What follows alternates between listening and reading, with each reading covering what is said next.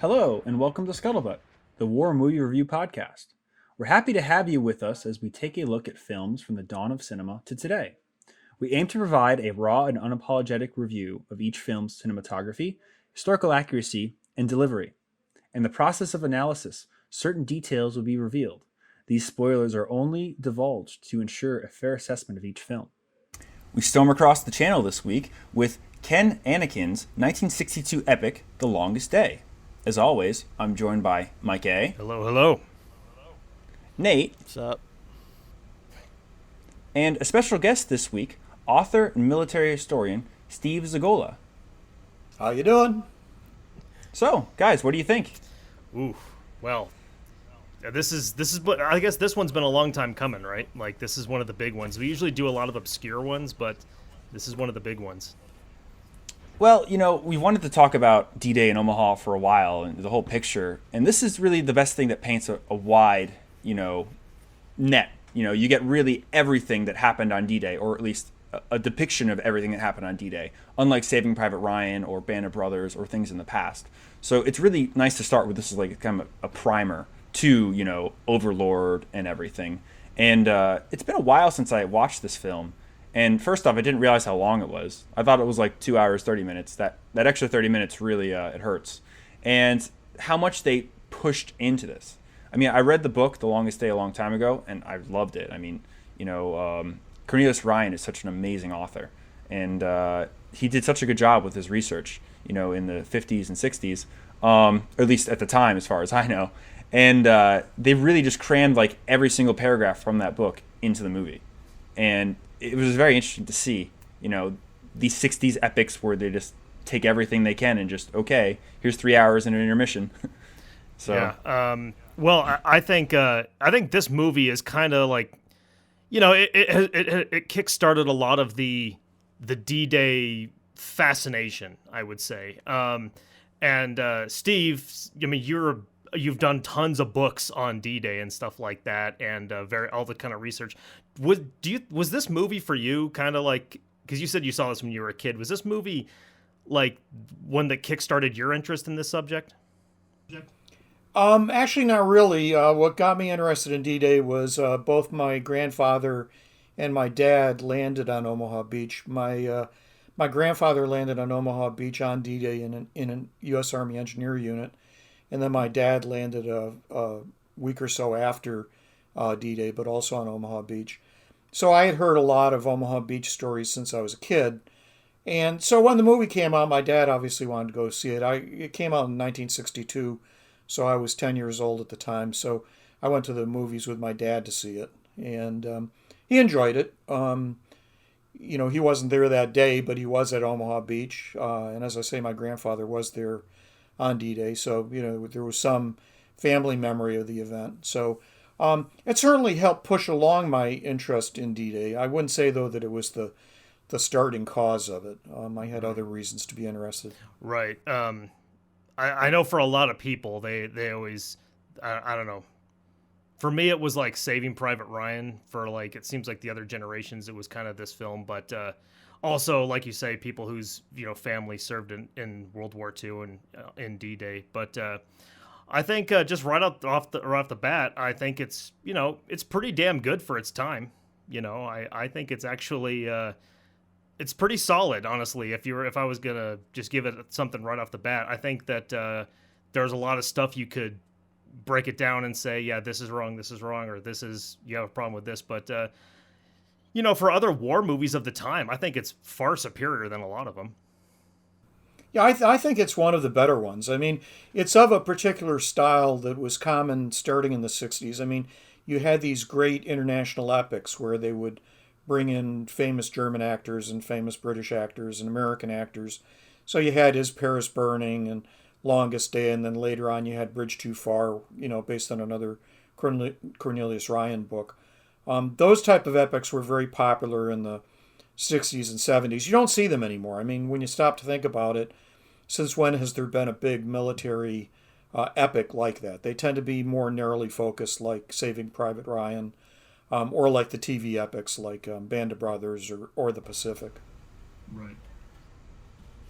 Yeah, there's nothing really on that scale. I'd say The Forgotten Battle maybe tries to attempt to do that, talk about the Zealands, but they really don't encompass as much as, one of these 60s films. And I'd even put like Lawrence of Arabia or Dr. Zhivago in those categories of those, big 60s epics and stuff. But Nate, you've been quiet. What do you think? Well, first time seeing this movie actually ever. Oh wow! Yeah, I've kind of stayed. 60 years too yeah, late. I mean, I kind of stayed away from it over the years. I mean, not in a like particular reason. It's like, oh, it's that movie that everyone has told me to watch for years. So it's like, oh, I better be in the right mindset to sit down and watch a 1960s movie. So it was a lot of that kind of feeling, and so I kind of was like always kind of staying away from it, not because I didn't want to see it, but just because I knew I had to be in the right mindset, and I never was, and so. This came down the ticket list, and I was like, all right, well, I better be in the right mindset. And it is definitely 1960s, and it's very interesting. It was also very interesting to see a lot of a lot of Hollywood actors from smaller World War II movies being all up in this film as well. There was a few that I can't really particularly point out, but and I can't even remember his name, but I think it was the colonel who was tied to the 29th, who gets I think blown up by a grenade near the end. Eddie Albert. Yeah, is that who that is? Okay, I think he's supposed to be Canham, but his name is Taylor in the movie, so I think he's okay. Yeah, sorry. Yeah, I don't think he's an actual character. No, but I think he's based on. There's a number of people like Coda. Yeah, Coda is depicted by Robert Mitchum. By Mitchum, but the Eddie Albert character I think was just thrown in there for general purpose nondescript officer. He was in another movie that I really like from it's like one of my it's very cheesy, cliche, very Hollywood 1950s movie, but Attack. I really like that movie, and so he's in there as the captain who's half baby, half captain, whatever it is in that thing. Yeah. Well, I remember him though more from what was the TV series Golden Acres, where he played opposite Zsa Zsa Gabor's sister. So that's how I remember him, because growing up at that time he was better known as a TV actor than for his movie roles. Speaking of other actors in this thing as well, did you guys notice that is it Goldmember? No, not Goldmember. That's Austin Powers. Oh, the guy. You just went on a James Bond spree. the German villain from Yes, 007. yeah, but from, he's the guy. He steals all the gold from the vault or from Fort Knox. Goldfinger. Thank you. I said Goldmember because that's what Austin Powers made fun of it for. So I said Goldmember. Goldfinger, but he's the sergeant delivering coffee in the beginning on the horse. That's him. So I spent 10 minutes going, why do I know him? And then it hit me like a ton of bricks halfway through the film. I'm like, oh right, it's Goldfinger. He was in a number of things where he was a villain back in the 60s. I think he was in one of the Planet of the Apes movies or something. But I recognize that guy too. I was like, oh, that dude. Yeah. Just a fun fact for Goldfinger, they actually had to voice him for that movie because he sounded so bad. They had a Scottish guy with a German accent revoice him for that. So that's not his real accent in Goldfinger. Yeah, if you listen to the original recordings, it's ADR? they made the right decision. Really? Yes, the whole thing. Yeah, he was really bad.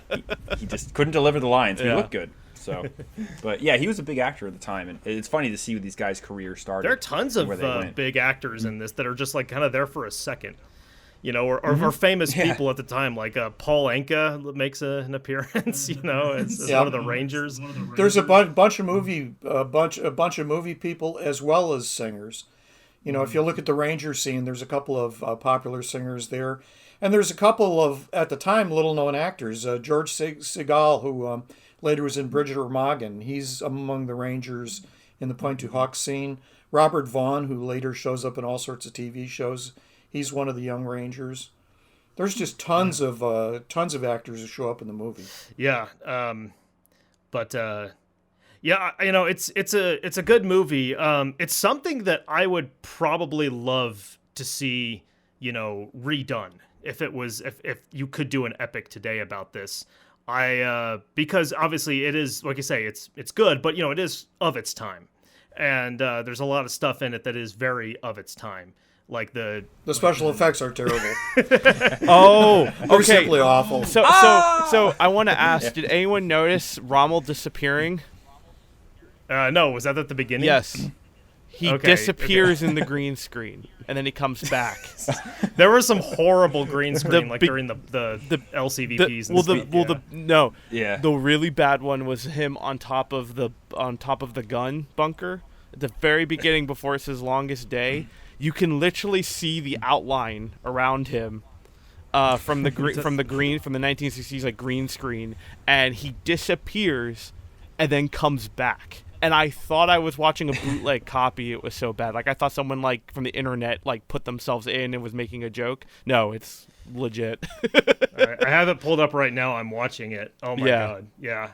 Jesus Christ. And what was surprising is that scene didn't need to be so bad. I mean, it's not that difficult to film those characters against an ocean background. I think that was just done for economy reasons. You can see doing green screens with certain things, but just having a bunch of people standing in front of the ocean, that couldn't have been that difficult to do. They only had a handful of actors to actually go to Normandy, and the guy who played Rommel wasn't one of them.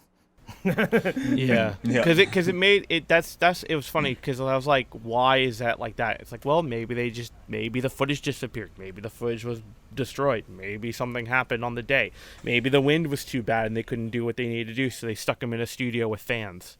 Because that's what that is. I think it's called the budget. Well, that too. At some point, they were. There are some scenes that were quite expensive. When you see some of the scenes that were filmed on, I don't think it was the actual beaches, but it was filmed somewhere on the French coast. That was really expensive when you have thousands of French Army extras running across the beach. And you have all sorts of vehicles and ships, and then some of it was shot down in Spain, which is the reason that you get this strange appearance on D-Day where everything's bright and sunny. Yeah, the Omaha Beach was in Spain. I knew that. Yeah. Point to Hawk was actually at Point to Hawk. And talking about the special effects, they blow the shit out of it. The real Point to Hawk. Yeah, you see chunks of cliff falling off. And also, the funny thing about that is that the actual Point to Hawk memorial was there at the time. So if you look closely, they just put a black tarp over it. So there's this big black tent on top of Point to Hawk for some reason. So it's probably the reason why it all fell into the sea. So maybe, yeah. It just recently part of it collapsed. And I know some other they really utilize the Longus-sur-Mer for a number of scenes for the Plouscat scenes.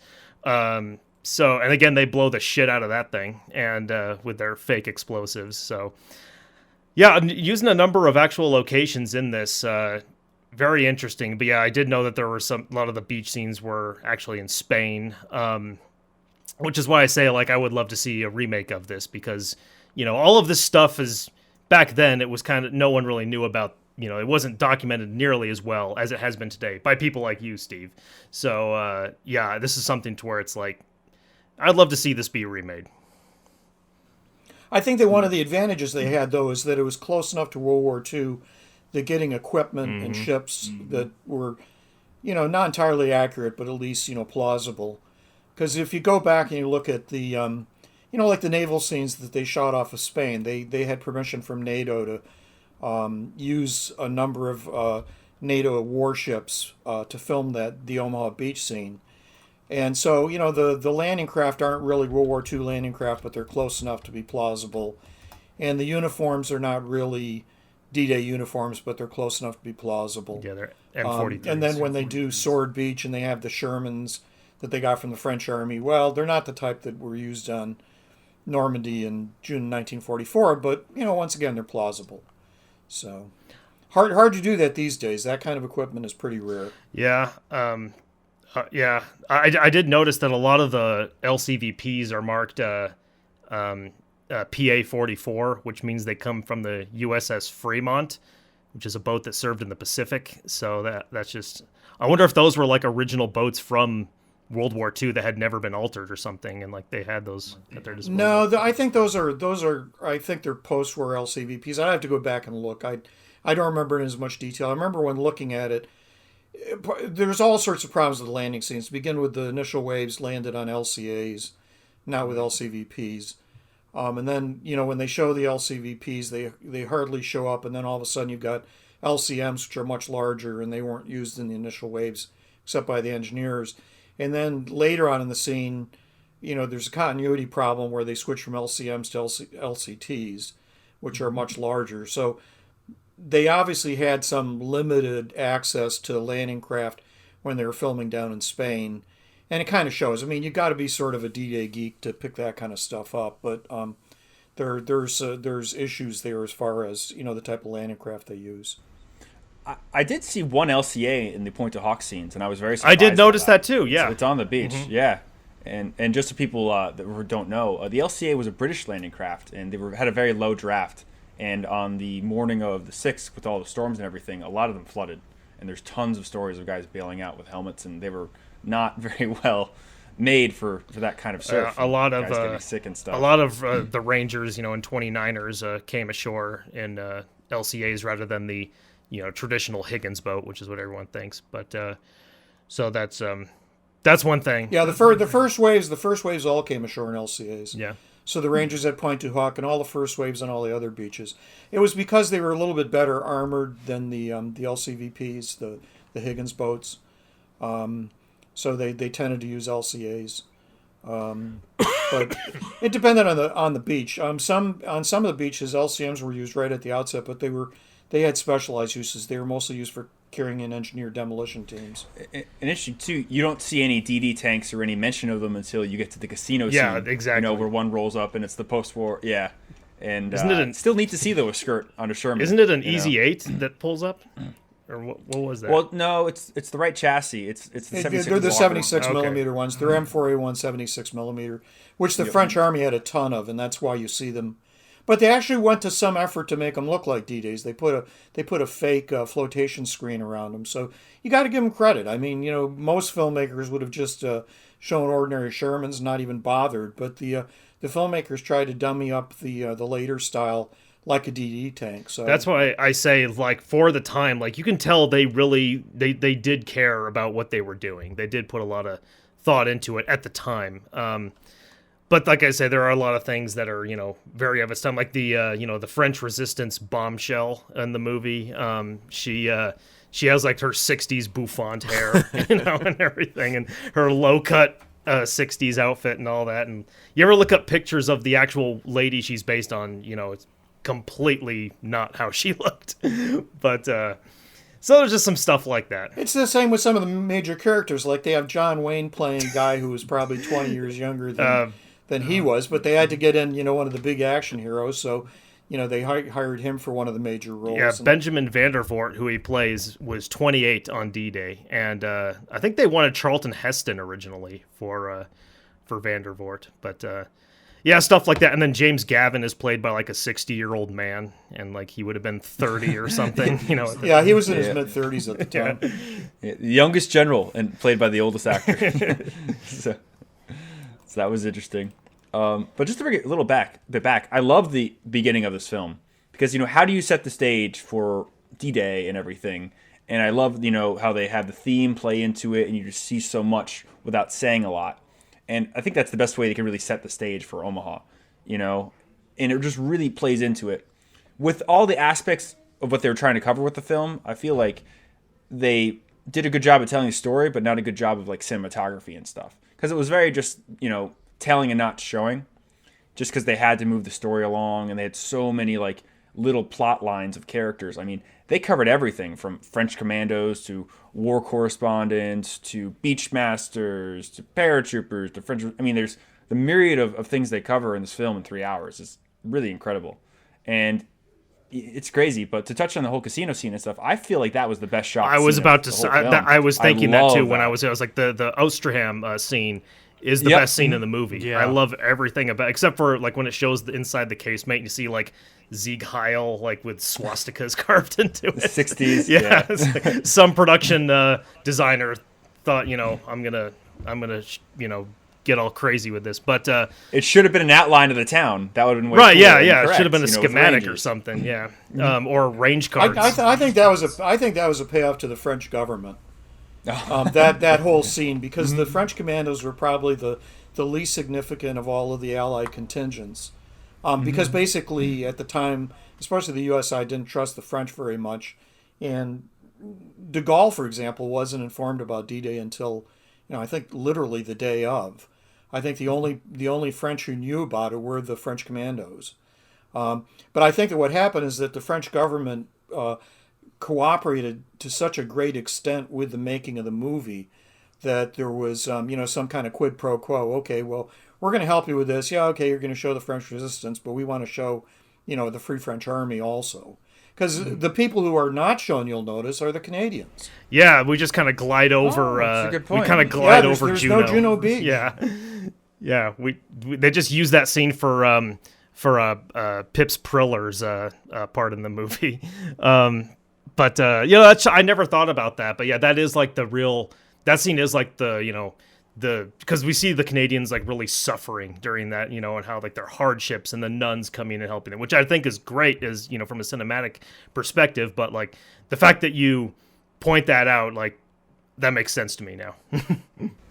Yep, got to pay somebody off. Yeah. But there's so many cool GI things in this too, like the crap games happening everywhere and stuff. Like you read a lot of memoirs and they'll always talk about the notorious bathroom ship, like a troop ship crap game, because the lights never went off in the bathroom, so you can gamble until you got there. And it was just cool to see those little things put into it, and the little nods to earlier service, like the little bit about the guy who was from the Battle of Britain, and it's like a few of these guys have been in this game for a long time. It's funny. I think that part, that aspect is my favorite part about the movies. That you're talking about the Richard Burton character, right?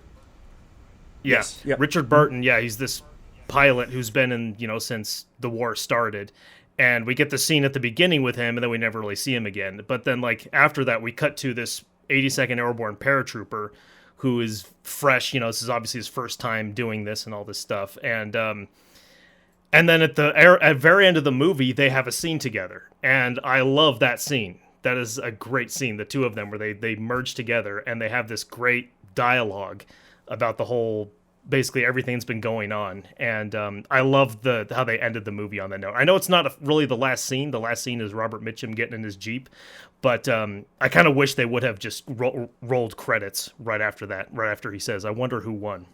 And I think those are actually two characters who I don't think are in the Cornelius Ryan book. I could be mistaken, but I think that scene was invented for the movie. Yeah, probably. I could be wrong about that, yeah. but I think the paratrooper, I forgot his name. I think he is mentioned in the book. I forgot, but I remember them saying in the book that he had his hair cut into a mohawk. One of the Dirty Dozen, or he was 82nd Airborne though, so Filthy 13. I don't know. I've always heard mixed things on that whole mohawk thing. Because it seems like something that they say, oh yeah, that's what all paratroopers did, and then it's like I think only a handful of people did that. It was the Filthy 13, I think, the engineer guys, right. And there was a photographer there, so he's like, oh look, he took the photos, and obviously, those are the photos they get out. It's like, with everything else, if a German, photographer is looking at a line of soldiers and they all candidates and one guy is a STG, he takes a photo of him 80 years later. Oh, they all have STGs, So it's just, you always take the photo of the, not the rule, the exception. Right. So what will look good back home. Mm-hmm. So. I apologize. Who knows where that came I from. apologize. I'm eating. I haven't had dinner yet, so the delivery was way too late, so I'm shoving it in my mouth quietly. So I apologize. Well, thank you for not chewing into the microphone, because that would have. I am considerate with my rudeness, so yeah. But the French resistance scenes, I think, were great. Jean has a long mustache. The travel agency is on fire, and again, that also might be a big nod to the French government and things. But it's neat to see that, and everything. The airmen in the basement, the wine cellar, maybe that's a little much. I don't think they all hung out 24/7 singing Kumbaya around the BBC radio, but it still was neat to see. a lot of that code word stuff, though, was correct. The business about, the radio broadcast coming out of London with code words to activate the various French groups. And, they wanted to play that up. That's, this is sort of at the tail end or just a few years after the French leave NATO. And I think that, when they were first designing this, they were trying to play cute with the French side, we're all buddies in NATO. But by the time the film comes out, de Gaulle had pulled France out of the NATO structure. So I suspect that some of this would have been played down a bit had the film been done a few years later. Would have had a completely different attitude. Make the Spanish look a lot nicer now. Well, Spain wasn't in NATO at that stage, but there was more cooperation. And the other thing that's great about this too is that you have so many men, hundreds of thousands of men, and just the sporadic conversations you have. Like the one guy's talking about like, oh, and she's such a great dame, and he walks away. It's like, oh, what are you talking about? And what's his name? I have never seen that guy in my life. And just this troopship stuff. It's just so many guys in one area. You're gonna have that. Yeah. And I forgot that guy turns out to be the guy who hooks up the Bangalores at the end. I forgot that's how that guy came back. It was funny when I saw the Bangalore scene again. It made me realize how much is stolen or influenced in films. Yeah. Because I immediately thought about SPR, and then about the Big Red One, and it's like this film is really the first big D-Day film, and it puts a lot of emphasis in that one scene on Bangalore's, and it's just I really feel like that influenced these two other films. Yes, Bangalore's are very important to the invasion and everything. They were key to getting over the obstacles, but I really feel like this is the beginning of that, the Wilhelm screen, let's say, of Bangalore's and D-Day films, because it's like it's such an emphasis. And I hate how they do it in the Big Red One while we're on it. That's because Coda, in the interviews he had with Cornelius Ryan, made a big deal about the Bangalores. Because I've gone through the Cornelius Ryan papers out at Ohio University, so I have a lot of the interviews that Ryan had, in preparing his book. And Coda, when he was talking about that whole scene, he mentioned the Bangalores in quite a bit of detail. He mentioned that as kind of one of the critical events in getting off the beach. In fact, the thing that surprised me about the pacing of that scene of Coda on the beach and everything is that was really far more prolonged than it needed to be, because Coda was there fairly early in the morning, and they got through the barbed wire down at the base of the hills relatively early. The problem is that they try to compress everything, and they kind of compress the Bangalore torpedoes getting through the barbed wire, then the troops going up the hill, with the blowing of that anti-tank wall that's over at Veerville. And so, if you're into that whole 29th Infantry Division sector, a lot of that doesn't make any sense at all. And of course, the film itself, the background detail doesn't make any sense either. What you see physically doesn't look very much like the actual scenes or the actual topography. So if you really know that area, it really doesn't make much visual sense. Although, quite honestly, Saving Private Ryan has equally serious problems where they just jam the hell out of the Veerville draw with bunkers and all sorts of stuff. So, they go from one extreme to the other. So while we're on the subject, I don't know if a lot of people know this, but Steve has alluded to it. He's written many books on the subject of Omaha and D-Day and everything, and Michael has spent years researching out everything about this. So, guys, in reality, what did Omaha Beach look like with its defenses compared to the Hollywood depictions of it for the last 60 years? Much bigger. Yeah, it's 4 or 5 miles across. But the other thing that the movies do is that they compress it quite a bit. So, when you do see the version in Longest Day, and for that matter, actually Saving Private Ryan as well, you have far more soldiers in that initial wave than you would have actually seen on D-Day itself. You only have just about a battalion going ashore, so you're not going to see that volume in such a compressed space. But that's a typical Hollywood movie problem. I mean, if you want to give the impression that this is some big battle, you got to show the people. So they tend to throw a lot more people into the scene than would have been the case in reality. And they compress it also in time.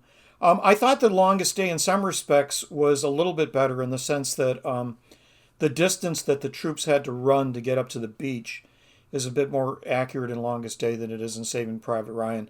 Saving Private Ryan, they're pretty much up pretty close to the sand pretty quick, whereas in fact the distance between the low tide and the beach is quite lengthy. I mean, it takes a fair amount of time to walk or run that distance. Yeah, Steve, it's interesting. No movie that I've ever seen that's depicted Omaha Beach, which there are only 3 as far as I know. This, The Big Red One, and then The Longest Day. None of them ever show the seawall. But they mention the seawall, like in Saving Private Ryan, but it's not there. And so it's like clear that was something written in the script, but what the hell is that? The production didn't know. But and they kind of show it in a little bit in the Longest Day, but I think that's supposed to be that you say that anti-tank wall, maybe. I don't know. It's really confusing. Well, wherever they filmed, it didn't have the topography that the actual Omaha Beach does. They kept talking about the hill, and if you didn't know anything about the story, you'd think that the hill is that like little mound that's in front of the characters right away. When they get to shore, basically they're at the base of a very small hill, maybe 20 feet high or 30 feet high. Whereas in fact at Omaha Beach, what you have is you have the seawall, and then you have a road there. There's a road that goes right in front of alongside the beach, and then you have a massive hill behind it that's a couple hundred feet high. And so when you see Longest Day, physically what they filmed doesn't look at all like the actual Omaha Beach, except for the German scenes. The strange thing is that the American scenes with like the Colonel Coda or the General Coda scene, you get this very compressed feel. But when you go to the German side and you see the Germans firing down on the American troops, you can see that they're sitting up on top of a fairly high hill. So there's kind of a discontinuity between the American scenes on Omaha Beach and the German scenes. Yeah, the trenches are a little bit too elaborate, I would say, in the German perspective. But and also, but it's they're not as grandiose as what you see in Saving Private Ryan. They're not that either. Yeah, exactly.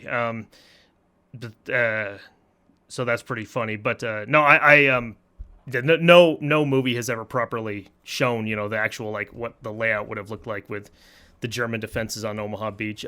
One thing though that is kind of neat to see in this that I don't think I've seen in any other depiction is the Panzerdreturm, the German tank turrets that are mounted on fortifications.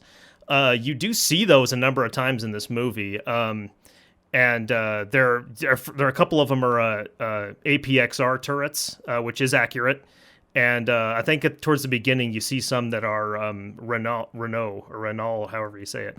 There's some Samoa turrets, except what they must have had. I can only suspect that they had a mock-up. I mean, they look very good. The Samoa or Char-B turrets look extremely good, but they suddenly appear in odd places. Like one of them appears on one of the bunkers on Pointe du Hoc. Yeah, I noticed that too. It's just like I almost think that it was they just styrofoam set it there. because they just carried it over and stuck it down. And the scene that they shot at Longsumer at the artillery thing, same thing. One of the observation bunkers or something has a tank turret mounted on top of it. And and it was the same one that's over at Pointe du Hoc. So my suspicion is that they had some kind of mock-up that was lightweight, because I would find it hard to believe that they take a 2 or 3 ton steel turret and keep moving it around Normandy. But it shows up in multiple scenes, but just in odd places. It's not a standard Panzerdreturm where it's on a Tobruk type, a Ringston type fortification. Instead, it's up on the top of observation bunkers or things like that. So it's good in the sense of it's nice background detail, but on the other hand, if you want to be picky about it, they put it in odd places. Right, that's the thing. Like, no one has ever done these things 100% right. They'll have elements that are correct, but they're never like... I think that at Omaha Beach, the one, I think it's just sitting on the wall. That giant wall, I think it's just sitting on it. It's like, you can go inside that wall and get inside that turret. And if you look closely during the Omaha scene, that turret that's up there in the background, they have like a light inside the barrel that's flashing. It's not even, to simulate gunfire. But they did that on the German side, too, because, like, when they do the Pluskat scenes, Pluskat is shown over at the big observation bunker that's over at Longsumer, rather than this crappy little dirt bunker he was actually stationed in. And, of course, he's one of the real enigmas of the movie, because there have been a lot of allegations in Germany that he wasn't even on the beach. He was way down down at the far end near the British beaches. One of the people that we've talked about before, Severlo, who was on Omaha Beach, has claimed, because he was in the same unit, the same artillery unit, he claims that Pliscott wasn't even on the beach that day, that he was back shacked up with his French mistress back behind the beach.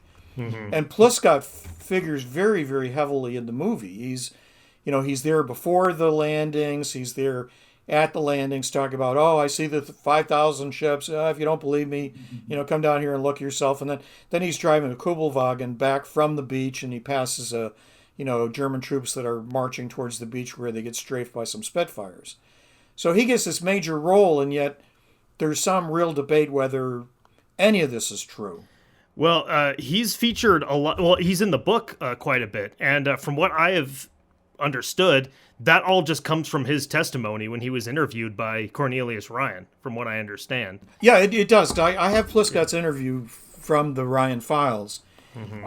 Although in the movie it doesn't follow the interview in a lot of detail. They invented, or they added a lot of stuff. They kept him as a character, but they added stuff. Like the scene before, like him being there hours before the landing and all that stuff, or him going back from the beach. First of all, he wouldn't have had a Kubelwagen.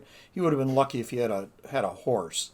So a lot of that stuff got invented. But the bigger question is whether Pliscott's memoirs, the stuff that he gave to Ryan, are at all legitimate. There's some suspicion that it's another one of these stolen valor cases where he made his role seem a lot more important than it was. Yeah.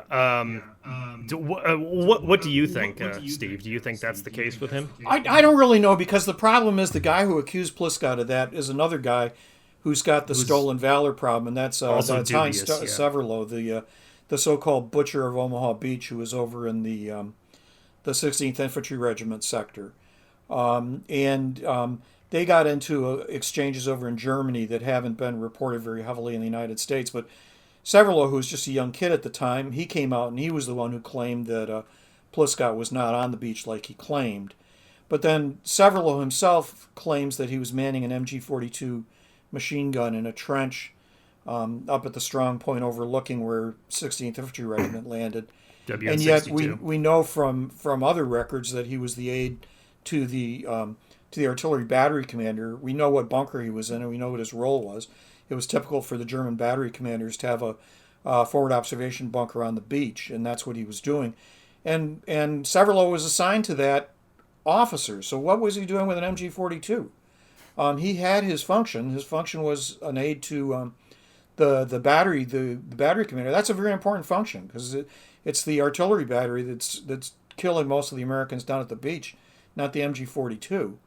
And you have to have an aide there because, if your field telephone wire gets cut, you need somebody to act as a runner to go back and communicate via one of the other field telephones or radios. So it's hard to believe that he would have suddenly been given an MG-42. The other thing is the MG-42 is a crew-served weapon. You have to be trained on it. And there's no evidence from Severlo's own memoirs that he was ever trained as a machine gunner. He was always in an artillery unit.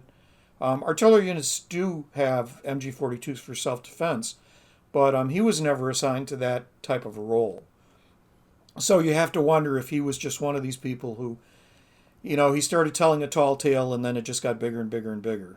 That seems to be the widely accepted version of his story now, that people are kind of going away from the Beast of Omaha thing and going more to that's kind of dubious, I don't know about that. That's the impression I get. I've talked to a number of people, talked to a bunch of the people who conduct tours at Omaha Beach, and so they've had a certain amount of experience also talking to the German veterans, because when you think of Omaha Beach, you think, oh, the American veterans go there and the British veterans go to Sword and they go to Gold Beach.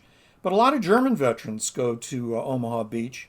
And a lot of the German tour guides have talked to these guys. And so, the feedback that comes from them is somewhat different than what you hear on the American side, because the American or British tour guides are there to deal with American tourists and British tourists, not with the Germans. So there are different stories come out from that side.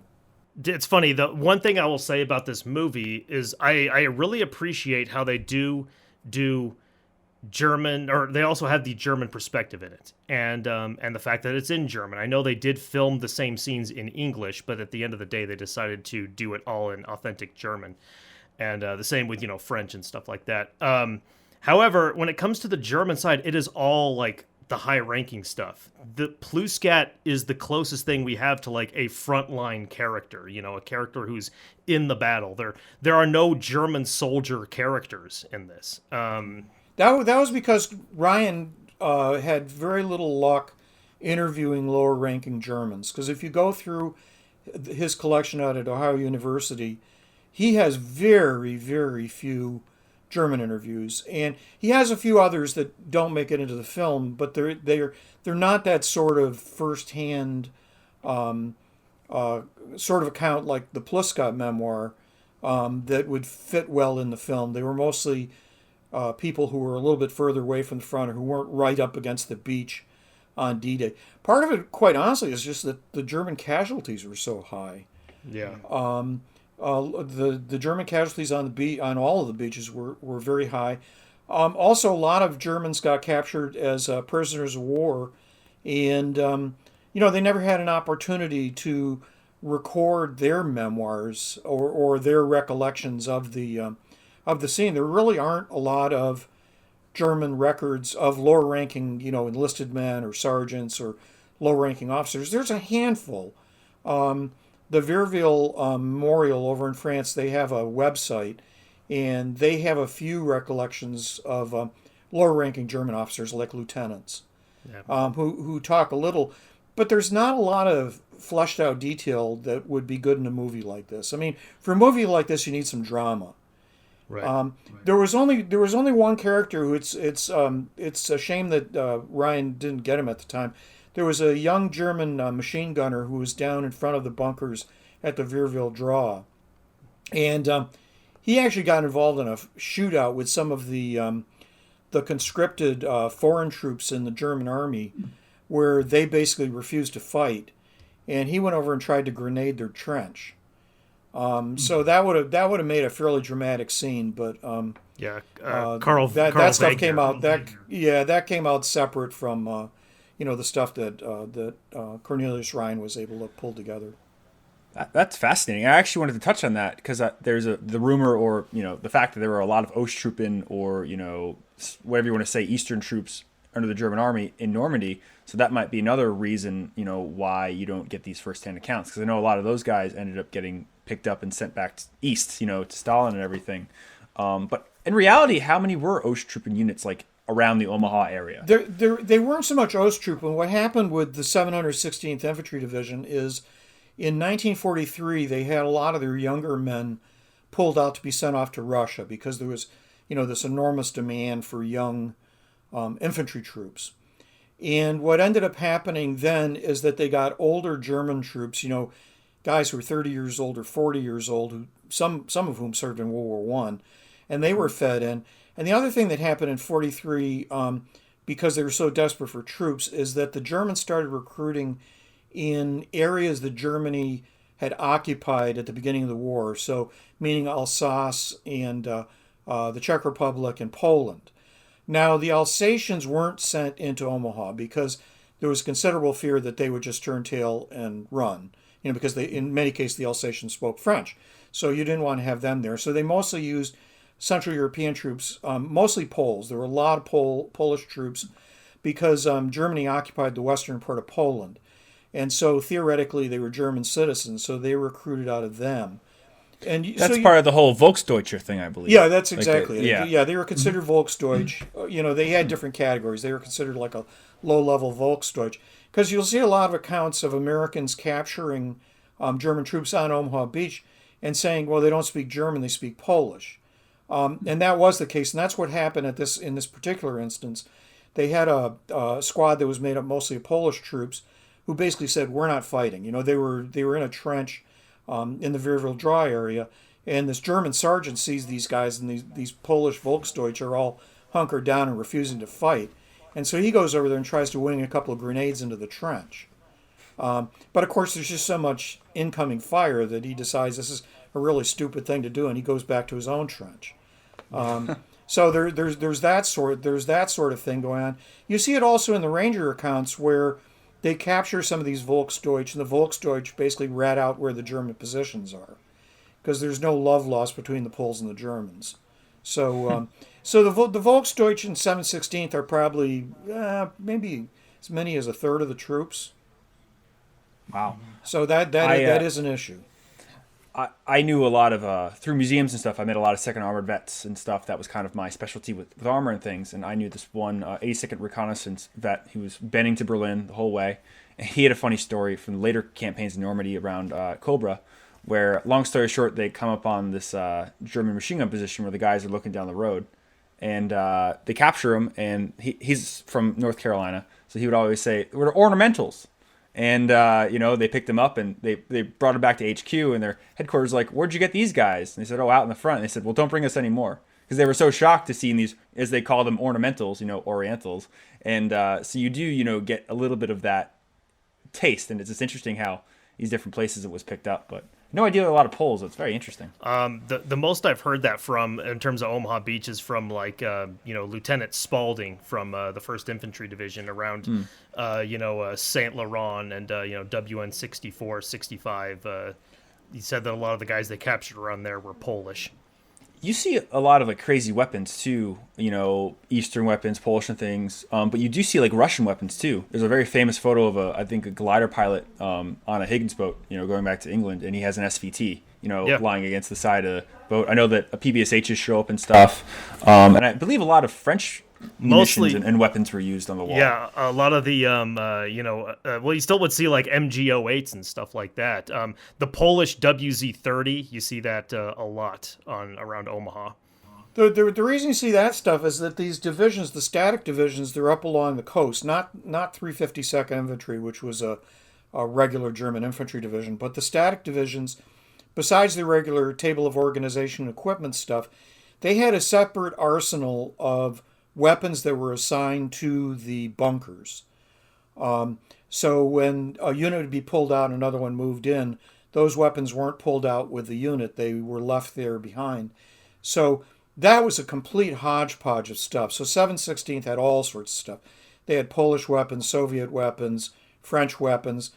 And the reason was that a lot of these capture weapons, they didn't have a lot of ammo for them. So they didn't want to incorporate them into the regular Wehrmacht units. Instead, they gave them to these beach defense units, figuring, we'll give them as much ammunition as we have, and they're only going to last as long as they do.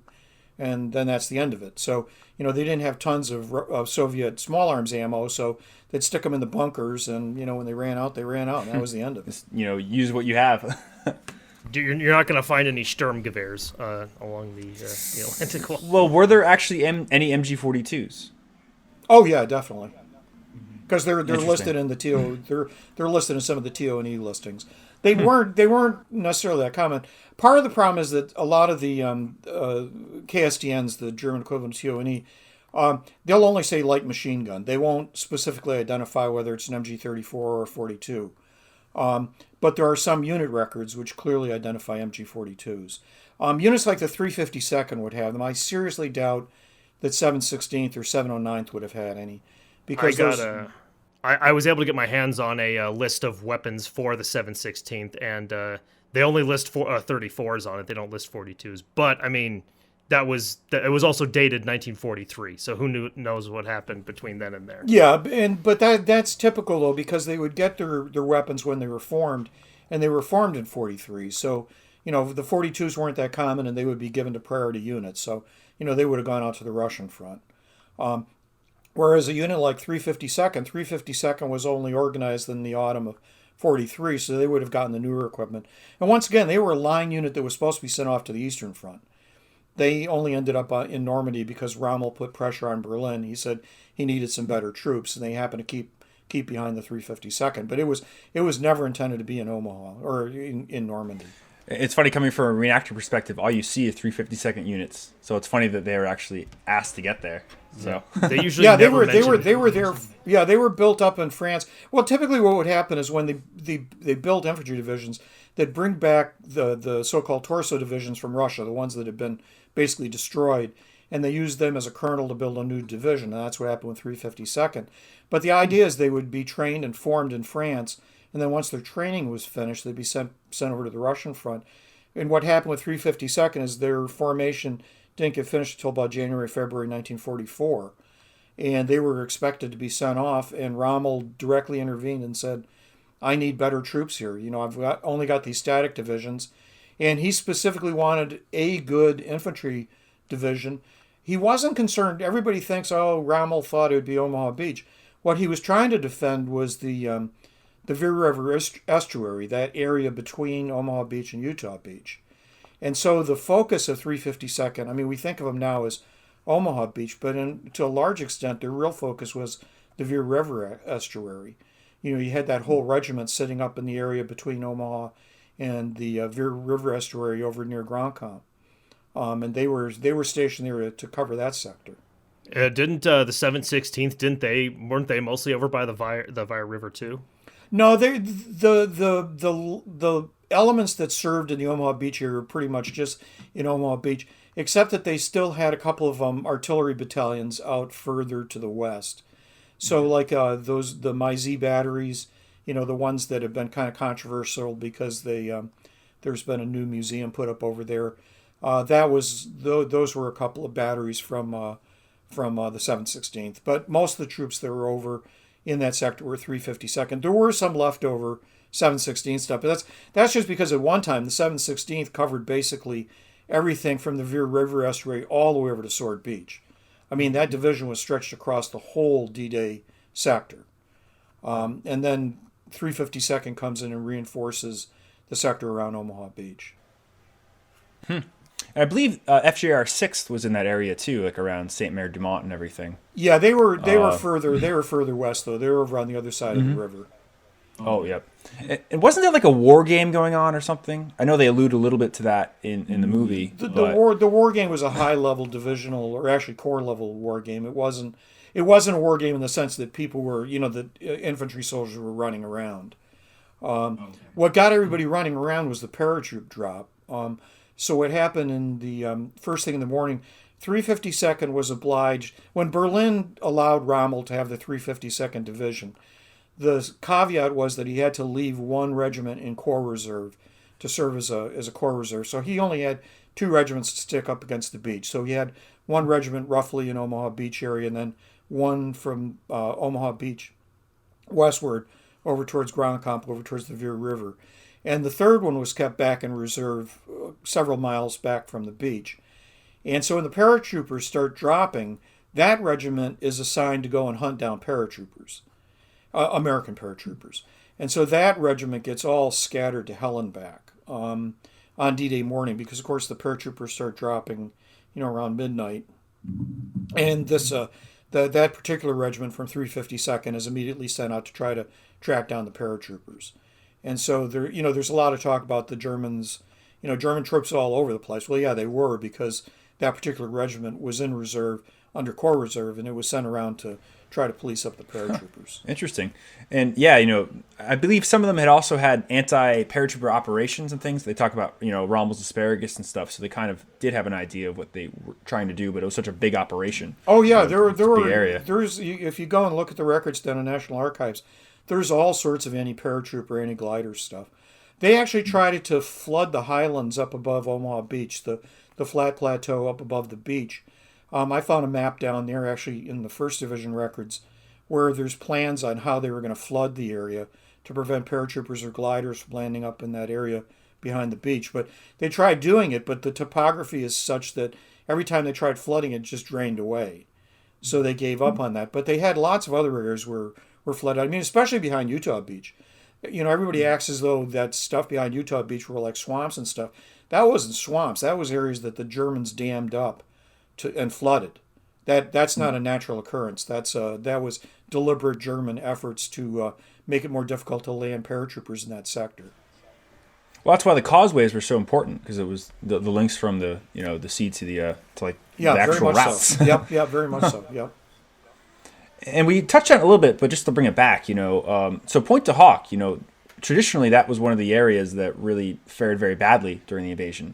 They reached their initial objectives, but then things didn't go well. So how is that really portrayed in the film versus reality, and how did people like it? Well, I just finished a book on the Rangers at Point Du Hoc called Smashing Hitler's Guns, which goes into some history, and it's one of the first books that actually deals with the German side as well. But one of the things that's interesting in terms of the film is the Ranger reaction to the film. And the only thing I can say is that the second Rangers, Rudder's Rangers, the guys who landed there, did not like the film.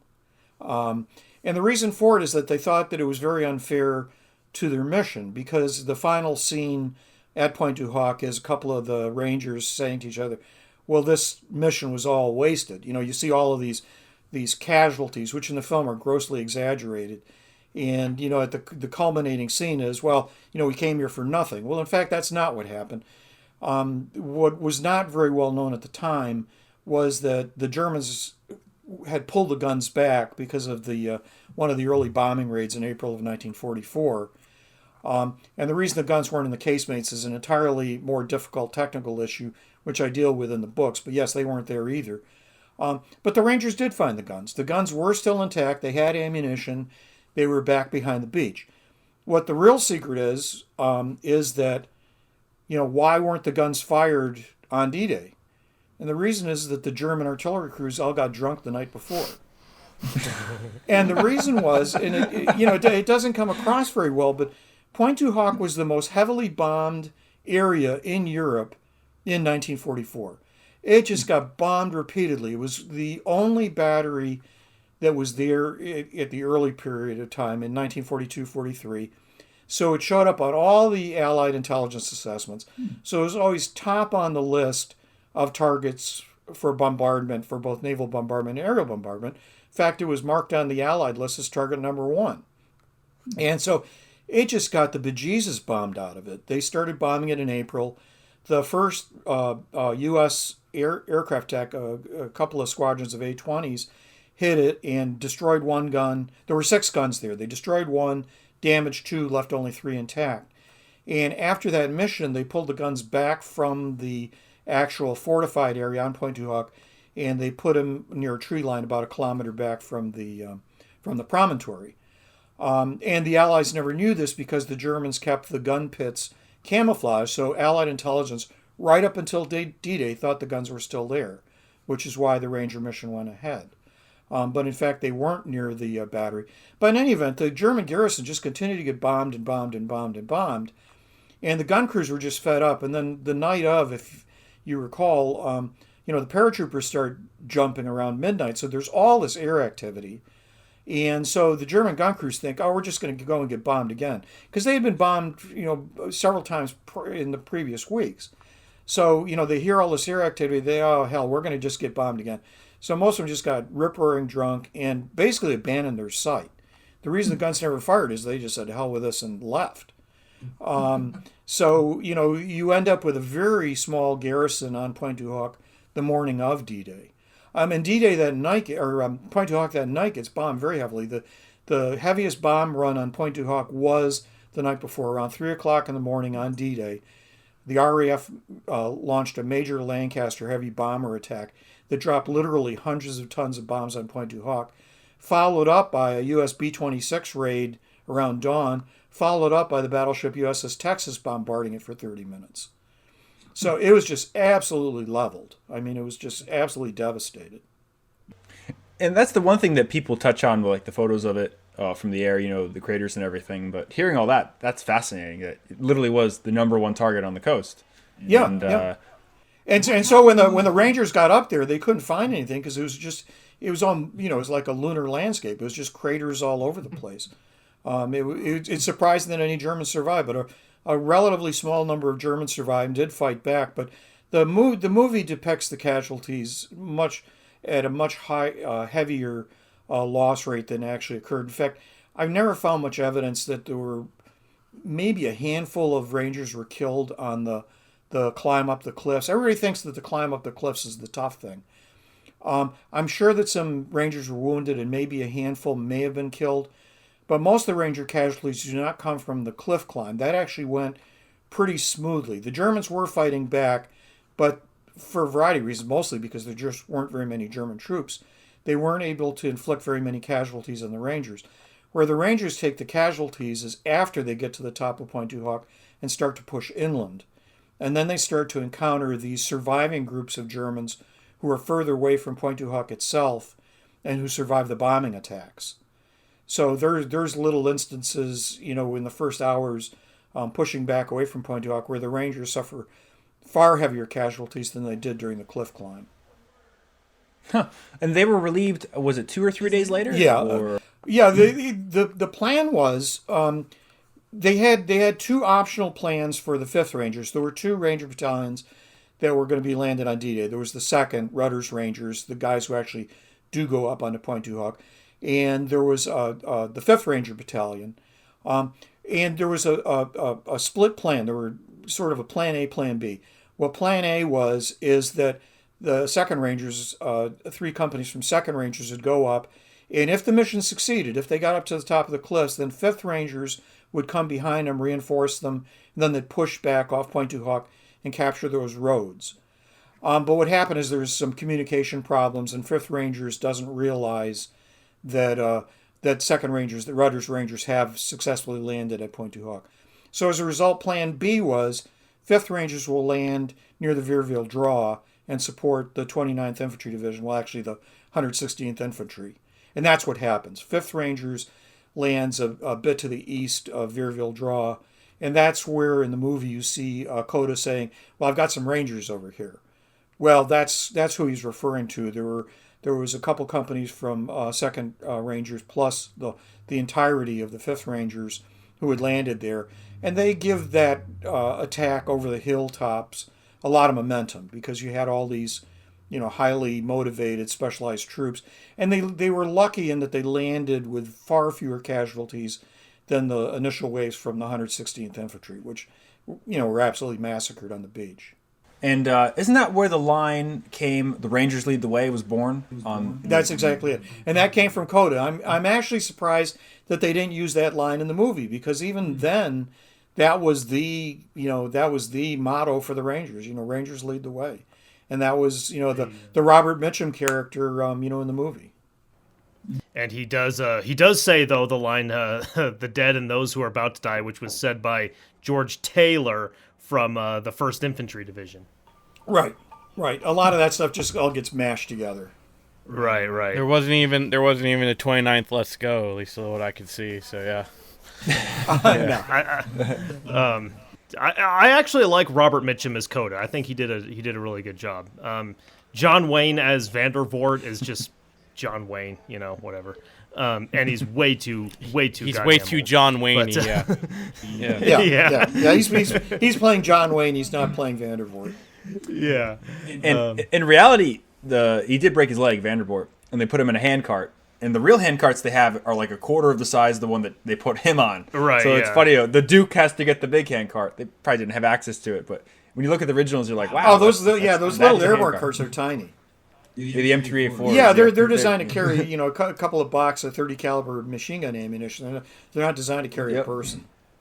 Exactly. Yep. Some 28-year-old with a broken leg, and he stayed in for the rest of the campaign, if I remember correctly. Yeah, he did. Because on he had a crutches. splint. And there's famous photos of him with like a raincoat on, just looking miserable. He walking around. later got his eye blown out during the Ardennes.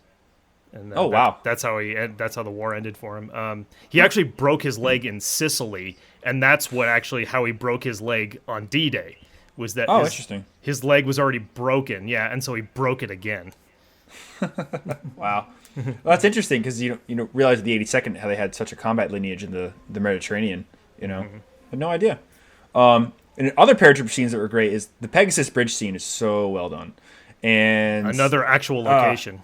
Yeah, and I believe the lead actor of that, I forget his name now, of the British contingent, was actually a veteran of the Ox and Bucks. He was part of the original assault. Yeah. Yep, he was part of the original assault on Pegasus Bridge, and he became an actor, and then was lucky enough to play his commander in that. Yeah, there's so many good scenes in that. He calls one of his men Todd in it, which is a nod to himself. Oh, funny. Yeah. But the flare where the German shoots the flare and it hits the bridge, I mean, that is one of those, it's on par with the whole casino scene. It's just so well done and shot, and just really gets the, it's happening. The invasion is here. Yeah. Hold until relieved. Hold until relieved. And the special effects on that weren't too bad. Like the glider landing scene, As compared to some of the other scenes, that was obviously done with, special effects from the time. And that was reasonably believable. I mean, it was obviously green screen. When you're sitting inside the glider and you're looking out, it's green screen. But on the other hand, it's reasonably compelling. I mean, it's not as bad as that scene with the German officers overlooking the beach. Yeah. Yeah. Yeah, right. I have to say, and going into other things that are depicted, like the Rupert dummies are way more elaborate in this than they were in real life. Everything with the British in this movie is kind of. There are parts of it that are good. There are other parts, like the whole Sword Beach scene, I don't really like, with the beach master and all that. It relies so much on humor, and it just gets kind of annoying. Winston. Right? Yeah. And then you have the Sean Connery character there, with all of his shouting witty and stuff. Quips. Yeah, it's like this is just kind of everything with the British is kind of depicted as just being funny. There is a joke on the continent that Englishmen are insane, but they're only dangerous to themselves.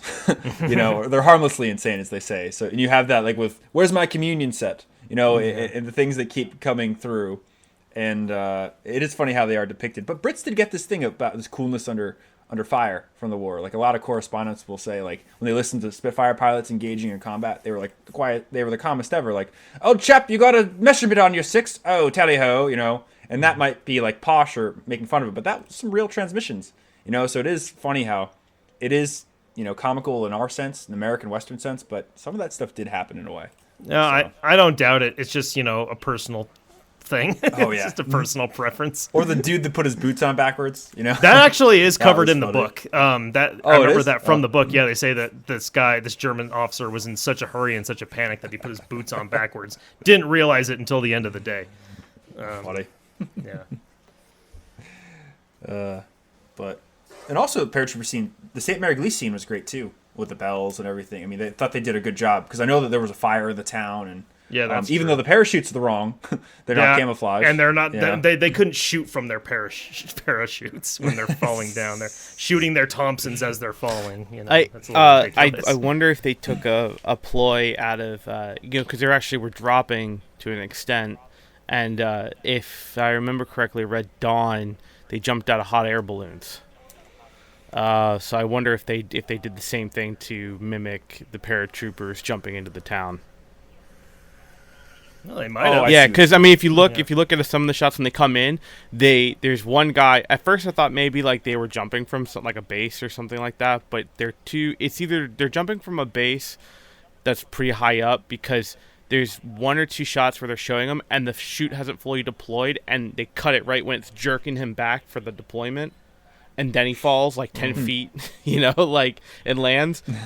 So either they were doing hot air balloons or parachute towers really high up. But it's interesting, though, because I only know that from someone who I know who was on the Red Dawn set, and that's how they did he was one of the Russians that lands in the back of the school, to do a call out to that movie. He's one of those Russians that's kicking his legs because he's trying to keep himself from spiraling, because he's like, jumping out of a hot air balloon is completely different. He's like, because that thing moves when you jump out, so it goes boop, and you have nothing to kick off. He's like, so like, I'm like, he's like, it was hard for me not to start twirling. And he's like, I'm jumping out with all these other guys who were jumping out of other hot air balloons, like, spotted around the field. So, it probably wasn't hot air balloons, it probably was a base, but I just thought it was very interesting to try to mimic that drop. That sounds insanely dangerous for a movie. It was. That's why they hired. Army guys to do it, and he was in the Army, so they did it. He said it was the best job ever. He got paid to not have to do anything, do a little bit of work, and drink beer all weekend, and then covered in squibs and get shot. So, thank God nothing went wrong. That's the '80s filmmaking, I think, all together. That's what insurance is for. But yeah, no, that whole scene was super cool. I liked that. I liked that a lot. Even though, the Ranger Rick firing from the parachutes, I don't think would have been very easy to do. Well, there were far too many Thompson submachine guns in the movie. Yes, as a whole. Yeah. Everybody and their brother has Tommy I guns. don't think. correct me if I'm wrong. I don't remember anyone firing an M1. I just remember seeing. No, they're just in the background. I think I only see It's like- Thompsons and carbines maybe shooting. Yeah, carbines There and are- Thompsons. yeah. That's the only thing you see shooting. Yeah. and Stens. Yeah. Stens and MP40s. No Car 98s. No. No, Enfield. there's a no, Brent no, scene no. too, I There's think. K98s when the Ruperts are falling, that they're Yeah. shooting Oh. with. and then Okay, and then all right. one Scene. scene, and there's also a ZB-26 for like 4 seconds. I saw that. That was Yeah, cool yeah. to see. Yeah. And the Bofors gun shooting horizontally, but they're not shooting in the air. I thought that was Yeah. interesting.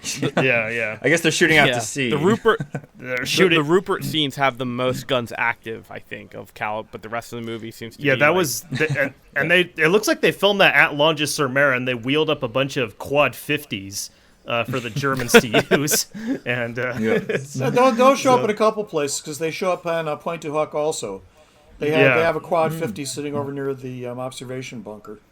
it's like, fuck it, it's a gun. No one's gonna know. We got one parking over there. It looks like more military gear.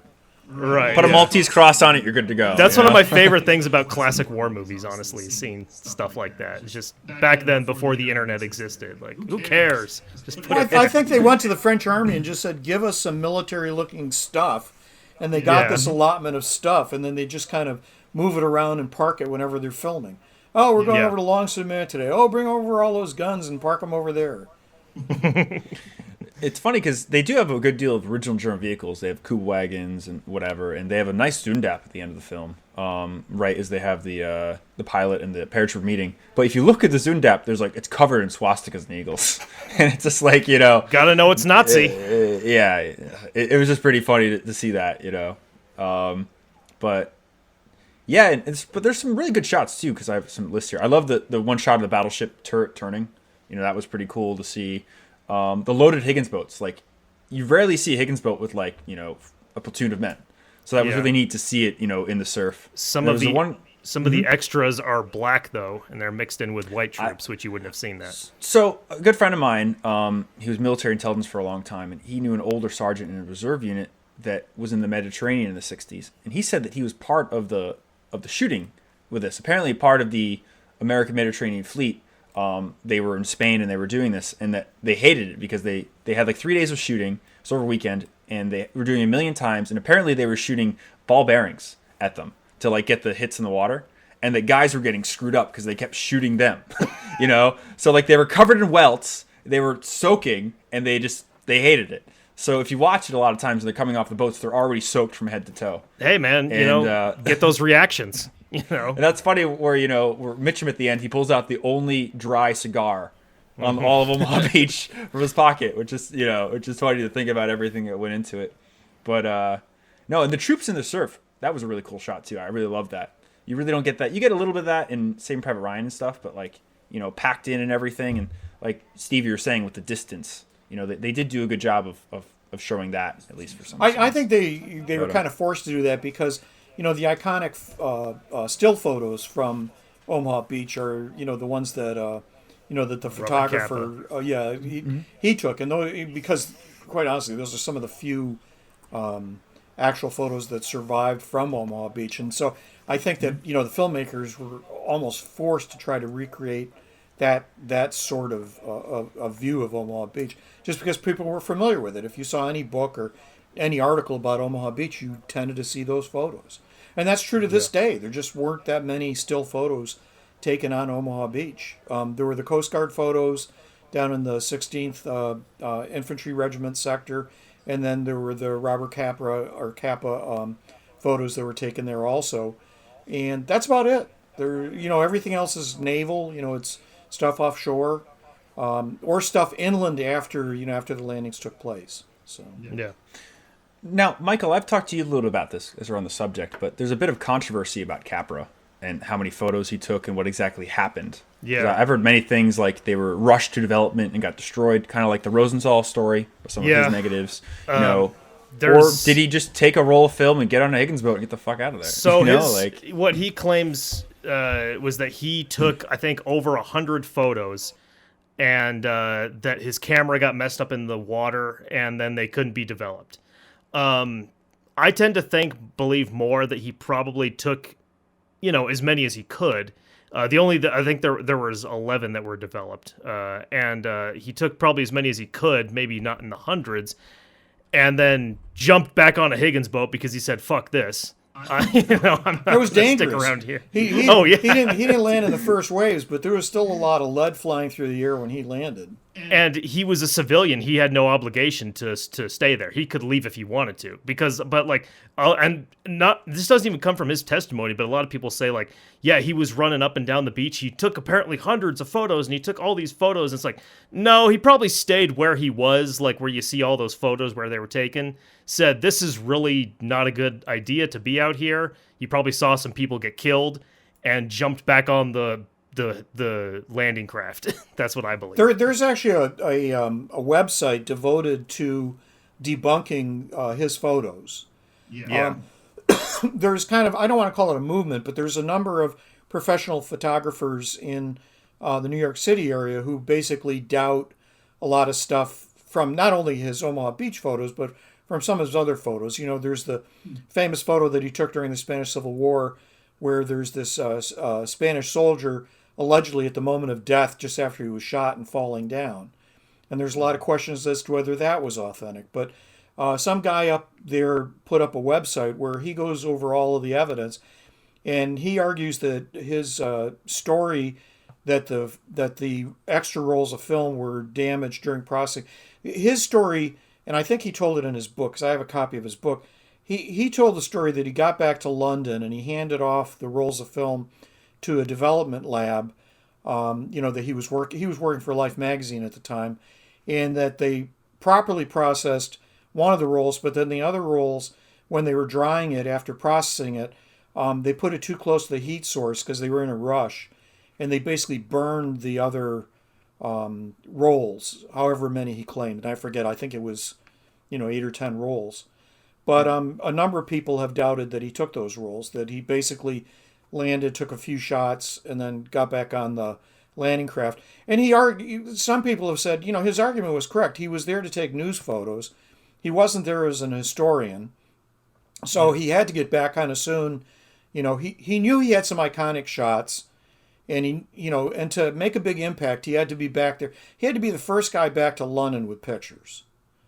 So there were good career reasons for him to just take a few pictures, bring them back to London, have them processed, and stick them in the newspapers, as soon as possible. And that is what happened. I mean, his pictures are some of the first pictures to emerge out of Dday. So you can see why he did it, but it does sound as though he kind of, made up stories later on about, the actual event. At least that's what's claimed by some of these film historians. Well, like I say, I mean, he wasn't, he wasn't obligated to stay. Like, he was a civilian, and the Signal Corps, they're part of the military and stuff like that. But another one that's also that was kind of the same thing, but he actually didn't even get onto the beach, was Ernest Hemingway. That he was off the coast of Omaha, and I think maybe he wanted to go in or something. They were like, no, we're not doing that. And he was really screwed up from an accident in England a few weeks earlier. He was in a drunk driving accident. And I'm in the midst of researching war correspondence for a project I'm working on. I actually read the D-Day section of some books I'm on today. And there were a lot of correspondence on the beaches. Don Whitehead was a very famous guy who was there. And, some of them stayed. And some of them were like, after a while, you didn't care if you get hit or not. That was kind of the idea. And that it wasn't about reporting. It was just about getting through it. Other guys, they're on the beach and did exactly what Capper might have done and said, screw this, and got the hell out of there, within a short period of time. There's one guy, I can't remember his name. He was with an Army publicist officer. And they both looked at each other and they're like, let's get out of here. And somehow they got off the beach very quickly. Yeah. So it is interesting. So, yeah, there is that civilian conviction, but it wasn't for everyone. Right. It pisses me off that this stuff, those parts of the story are never shown in movies. That, and it's like it's clearly a big part of it. Obviously, we want to see the objectives accomplished or whatever. But stuff like that, it's just as interesting, or it can be shown, to be interesting. That's one thing I've always wanted to see more in these war movies are the Signal Corps or correspondence, photographers, things like that. They do one good job with this, where they have some war correspondents on, I think, Sword Oh, Beach. yeah, on Sword Beach, yeah, and the they're all American complaining and British. that nobody will let them use their radio, which was a big thing because all these guys got these amazing stories, and then they couldn't send them, to the States. Or to but London they had and their stuff. pigeons. Pigeon power. And there's a lot of funny stories from Normandy where, depending on where you got your pigeons, if they were good or not, a lot of the British pigeons flew towards the German lines, and they never got there. I think there was one pigeon that made it back to the War Ministry within 56 hours of the landings, and that guy got like the scoop. He was famous. But the other thing too is a lot of these broadcasters, because that was the new big medium, broadcasting from the front, they would have scheduled windows, and a lot of times due to aeronautics or whatever, a guy fell asleep. He wouldn't pick up the broadcast and retransmit it to New York. So they would be like on the front in Normandy and talking about, here I am with British troops or whatever, and it wouldn't go anywhere. He'd be talking to himself literally. He had no idea that he wasn't live. And also in London, they were told they weren't allowed to retransmit broadcasts for the first 3 weeks of the invasion.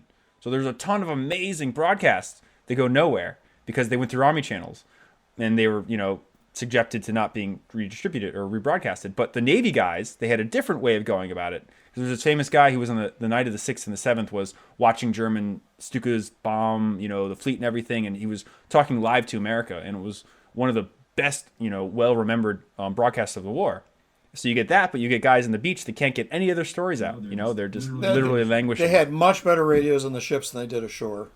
They had tremendous problems with the radios on shore. But I forgot all about that, Brian, actually. The part with the damn traitors. Yeah, that part.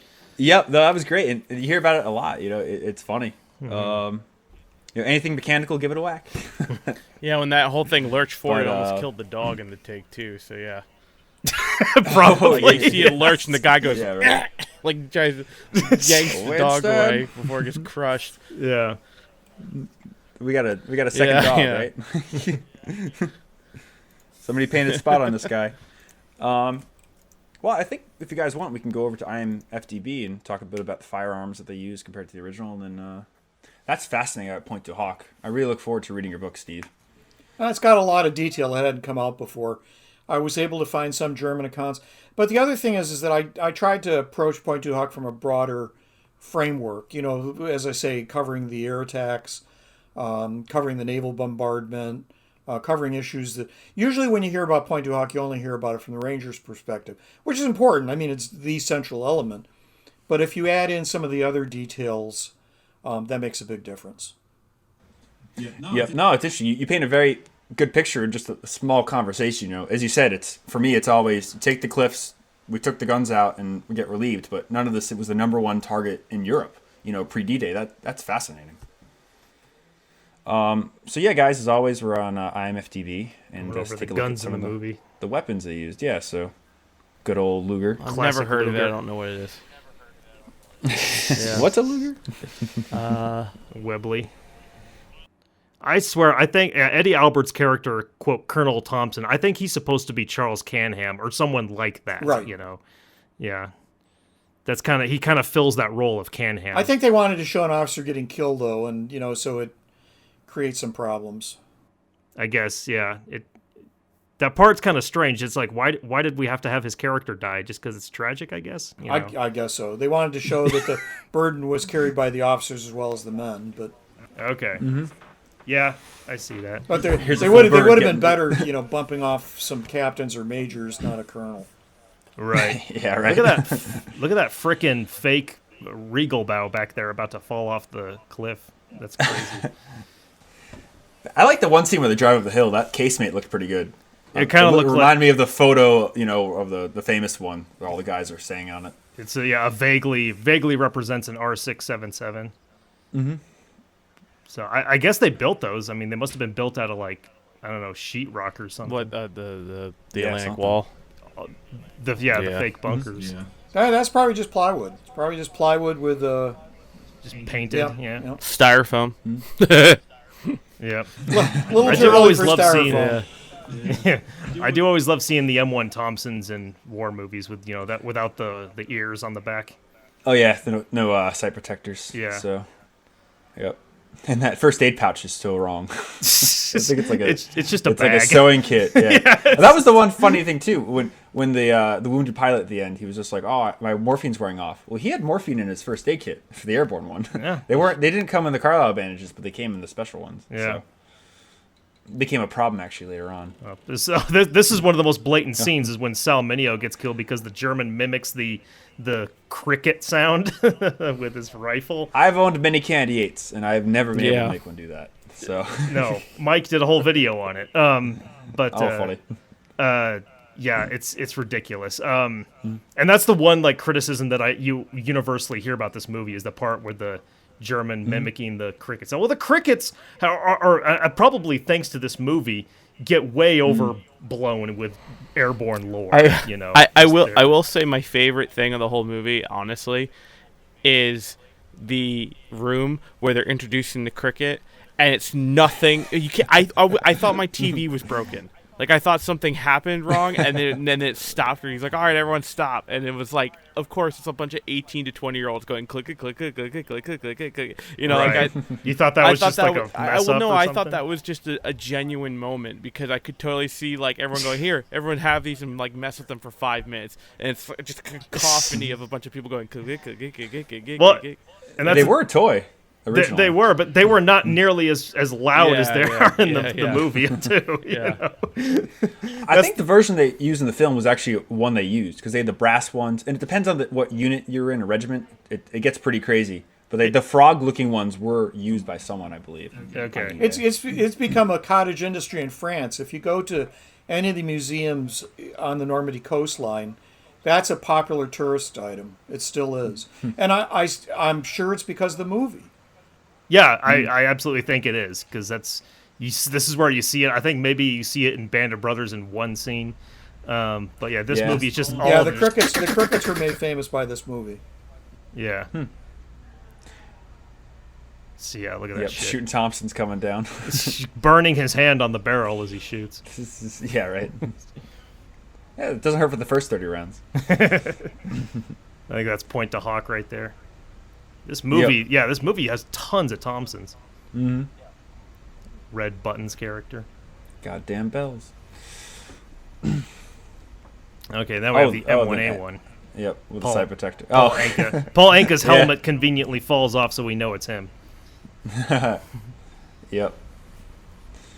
I don't see a greaser. Yes, and some of the British commandos have. Oh, you're right. Oh, wow. I don't think it's ever fired, but good old Sean Connery. That's a very unflattering image of Sean Connery. A very young Sean Connery. Right. Yeah. Pre James Bond. Yeah, that's pre James Bond by quite a bit. So I was gonna ask about this. Would these guys be using the paratrooper variant of the Sten? There was a mix at the time. Okay. It's hard to say, but twos are definitely used by the British Airborne, especially glider riders too, because there's a bit of a difference. So the big thing at this time is the fives didn't have the front forearm. That was kind of a summer of '44 thing. I thought the one with the pistol grip with the wire stock. I thought that was Canadian. No, that's not at all. Okay. There's just different. One's for a 3 and one's for a 2. Technically, there's a T stock and a skeleton stock. Okay. There's a lot of small changes, but they are the correct Stens. I know so little about colonial shit. Or Commonwealth stuff. You Commonwealth. Yeah. See, I don't even know what to call it. The American 1700s. The threes have the T's mainly, for the most part. Okay. Yeah. You can't fit. You can fit some skeleton stocks on a T, but I think they're early production or whatever. But I didn't notice the 3 at all until now. It's interesting. I guess some of the French look like they have them. The 3s were made by a toy company for stamping. That's why they're different. They were made by, I think, Lead Toys or something. Nice. Yeah. See, that's the thing I'm talking about. Yeah, the Mark V's, the iconic ones, because of A Bridge Too Far, basically. Mm-hmm. And that's also the coolest looking Sten. That's why I bought mine. You have one of those? I have a Mark V, yeah. Nice.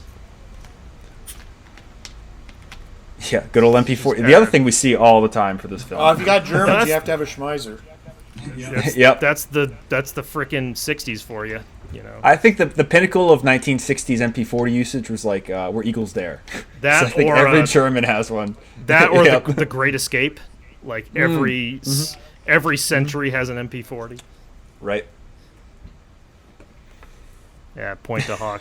That barbed wire, by the way, is still there on Point to Hawk, and really? a lot of people think it's original. They're like, "Wow, this German wire's still from here." the movie. Oh. It's like, no, it's from the movie because it's not authentic German wire where they have barbs every inch. Like actual German wire back then was much fiercer than it was. Post-war. That's nuts to think Oh, about yeah. because they would never let anyone film on Point to Hawk now. Yeah. Today, no, never. Oh, they're getting terribly Imagine- strict over there. They're fencing off everything. I mean, the first time I went there, you could walk anywhere, and now everything's fenced off. You can't go into the bunkers, except for the observation bunker through the public walkway, and everything else has fences around it to stop you from getting close. It's really a shame. I understand why they're doing it, but it's a shame. It spoils the experience. Yeah. Steve, I wanted to ask you one thing about the Point to Hawk. The grapnels that the Rangers used, were they fired from mortars on their landing crafts, or did they actually have separate mortars that they would set up on the beach and fire? They had both. The majority of them were fired off of the LCAs. Each LCA had 6 launchers, and to each of the 6 launchers had different type of rope. But they could either dismount 2 of the smaller launchers. They could dismount, and in some cases, they had an additional separate launcher that could be brought ashore with like a thinner rope. So the stuff where they're mostly firing up on shore is not really accurate. Most of the grapnels would have been fired off the LCAs, but of course they didn't have the proper stuff for that, so they used the shore-fired ones. Okay. That's kind of what I figured. Yeah, okay. Very briefly seen as the M1, which also Vandervoort Horrible chin cup on that helmet. Oh my god. Yeah, what the hell was that? Post-war. Vandervoort also would have carried an M1A1 carbine, not an M1 Garand. Mm-hmm. And I think John Wayne is the only one with an original M42, or at least one that looks like it. All the other paratroopers have M43s. Yeah. The pockets are too long for the slanted pockets. It's funny you say it because like all of the kind of like the major guys, like Robert Mitchum has an M41, but every other soldier wears a M43. So it's like it's weird that like they'll give you see like some correct shit like sprinkled in with the main actors, but not the other guys.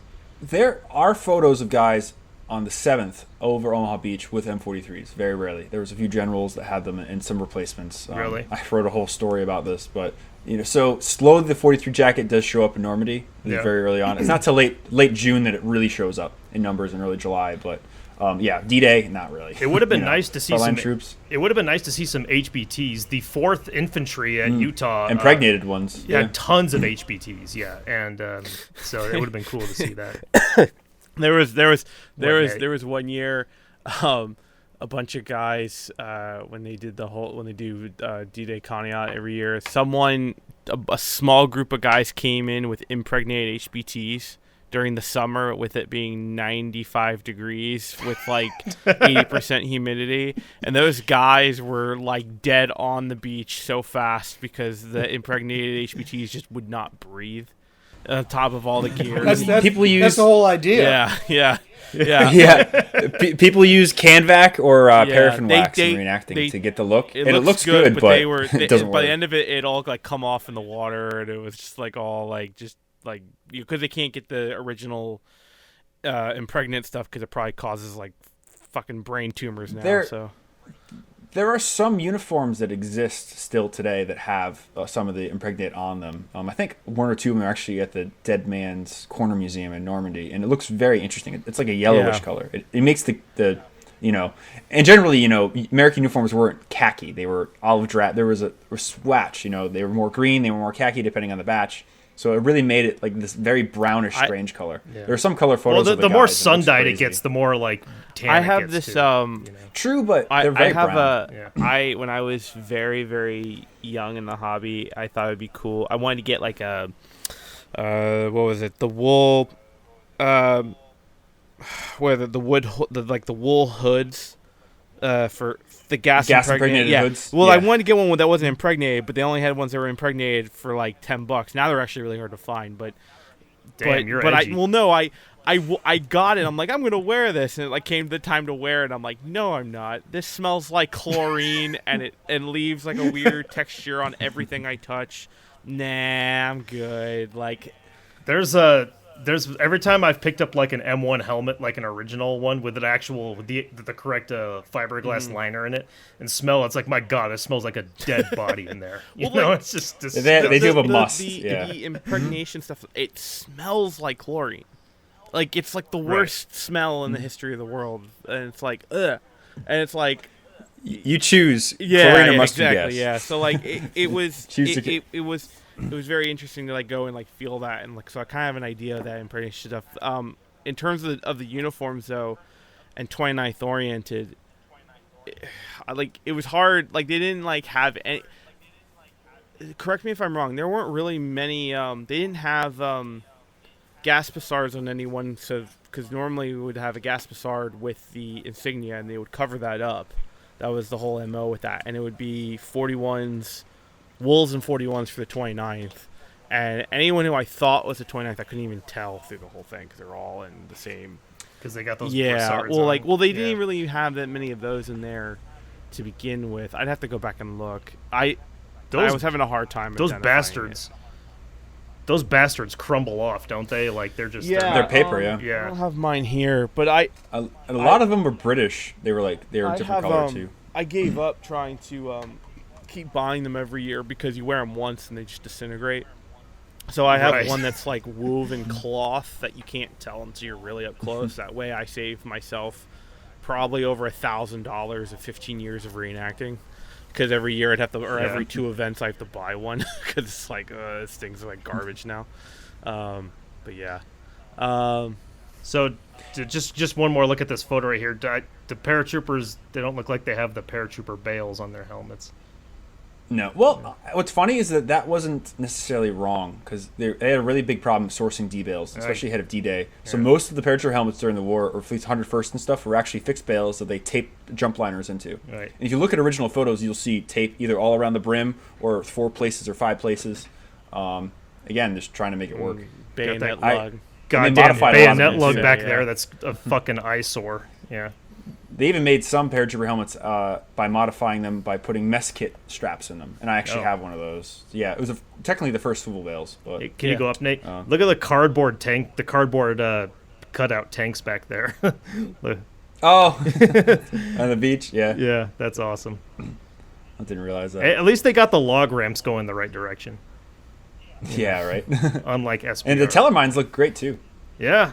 That's a good point. They are the wrong way. Huh. Yeah, I didn't realize that. The mine mine posts, they're a little high, but yeah, the log ramps are. Granted, they were landing on low tide, so technically, right?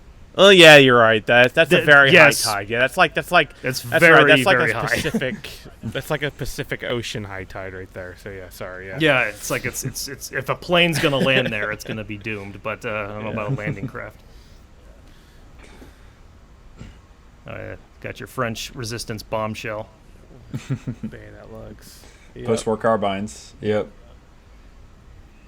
No M1A1 They don't have any carbines. paratroopers. You're right. Yeah, no paratrooper carbines.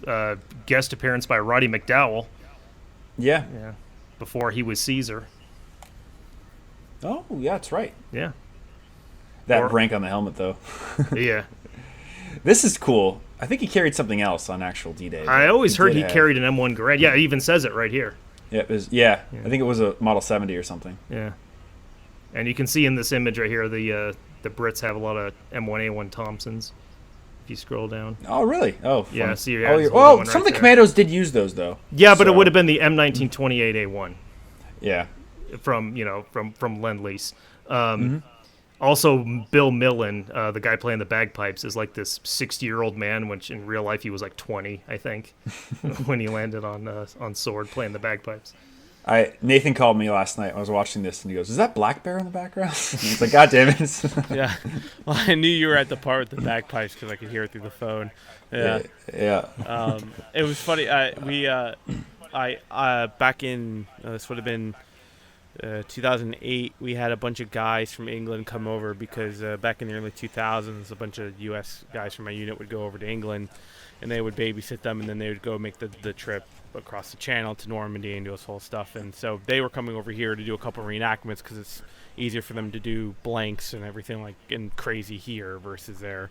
And and we're like standing in like, this is back when 14 Town Gap was still going on. We're standing outside the barracks, and all of a sudden like I start hearing like the faint like piping of a bagpipe, and Paul, the guy who's next to me, he's from like, you know, England, and he just goes, "Fucking things follow me everywhere. Fuck."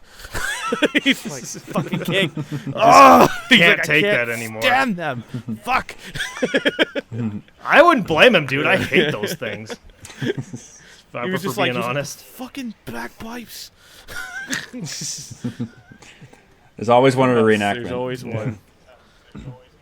Okay, now this is Played something by interesting. a fat the guy Irish, on played by a fat Asian guy. It's really. the guy on the left right there has the bandolier, you know, around his chest. Did the British use those too? Because I know the Americans, that's like an iconic thing. Yes. Okay. So the British pouches, if you look at them, I forget which side, but one side should have like 2 or 3 Bren mags, and the other side has 2 bandoliers in it. And what you do is you take your end blocks out of the bandolier, and you pull it out. So that's the idea. You get 2 bandoliers, you stuff it in there, and then you go through them. So yes, you very rarely see them worn like that, but the Brits definitely had bandoliers. Okay. Interesting. The only time the Mauser is used in the movie is the for cricket this. clicking candy 8. Yeah. Oh, interesting. VZ-24. Oh, Gert Frobel, that's interesting. I did see some of the beginning of the film. Yeah. When they're bayoneting the hay. There's some straight bolts. So and stuff. that scene right there, go up, Nate. That scene's interesting because that was actually filmed where the real Pluscats WN was, WN 59, and it's right in there where they filmed that scene. It's kind of like a little farther east of Omaha Beach. It's not technically part of Omaha Beach, but that's where his actual post would have been, was where they filmed this specific scene right here. And the guy in the house, the French guy who's like going crazy when the bombing starts, I think that's supposed to be Michael Hardelay, and who was a civilian in Vierville-sur-Mer at Omaha Beach. And from what I've read, his reaction was definitely not that when the bombing opened up. He was very scared. So, just interesting. Yeah, well, they really wanted to get the, liberation is coming out of the French. He was also like 30-something years old. He was not like a 70-year-old man. No. Casting over the place. Too old, too young. Yeah. G98s. That There wasn't we go. as... There as we I go. guess it 24, wasn't a 29. Oh. VV26. Okay. Maybe Yeah. it's supposed to be. Well, no, they definitely used Yeah. 24, 29. Those are actually really good machine guns. So It's Look on that guy's it's face, man. very similar profile, but yeah, this is correct. This is a 24-29 because the 26s have ribbed barrels all the way from start to top. So Yep. Those pre-war box-fed What's mag. up with his belt? Do you see that? Like, it doesn't look right. It's not a real belt. That's funny. Yeah. It's like some leather it's like a strap Civil that's War hooked belt into. with a German belt buckle glued on. Yeah. Yeah, it's like his regular German belt buckle, but like Jimmy rigged to a leather strap. That's interesting. Funny. Yep. Brens. There's the Bren. Good old Sean Connery. And the life vests are cool to see too. How they're all a little different. Even they have Coda in one of the parts. Like, I like this one better. Yeah. The life belt. Oh, and the bicycles. I didn't notice that. That's cool. The folding That's bicycles. Yeah. Yeah. That's a big part of it, or at least the original operation. Yeah, you see those in a number of photos. They were supposed to bicycle. That's right. to There were some pretty Didn't go well. good full auto Brens too. So. Or sorry, full I don't auto think they had, bar. Sorry. Yeah. BAR. Sorry. Just looking at the Brens. They definitely didn't have ducks at Point du Hoc. No, actually, they did. They were trying to land ladders. The ducks were fitted with ladders. There were supposed to be 4 of them, but 2 of them sank on the way in. Wow. Yeah, because I remember correctly, there were ducks, but I wasn't too sure where they were. Yeah. There were, didn't their ladders have Vickers guns on them? Yep. Yep, Yeah. they had 3. Well, not the regular, the K gun. Oh wow. And They that's had what that 3 mounted on the top. They were using London Fire Department ladders, extension ladders like you'd find in a fire truck. They had those Wow. mounted in the back bay of the Duck.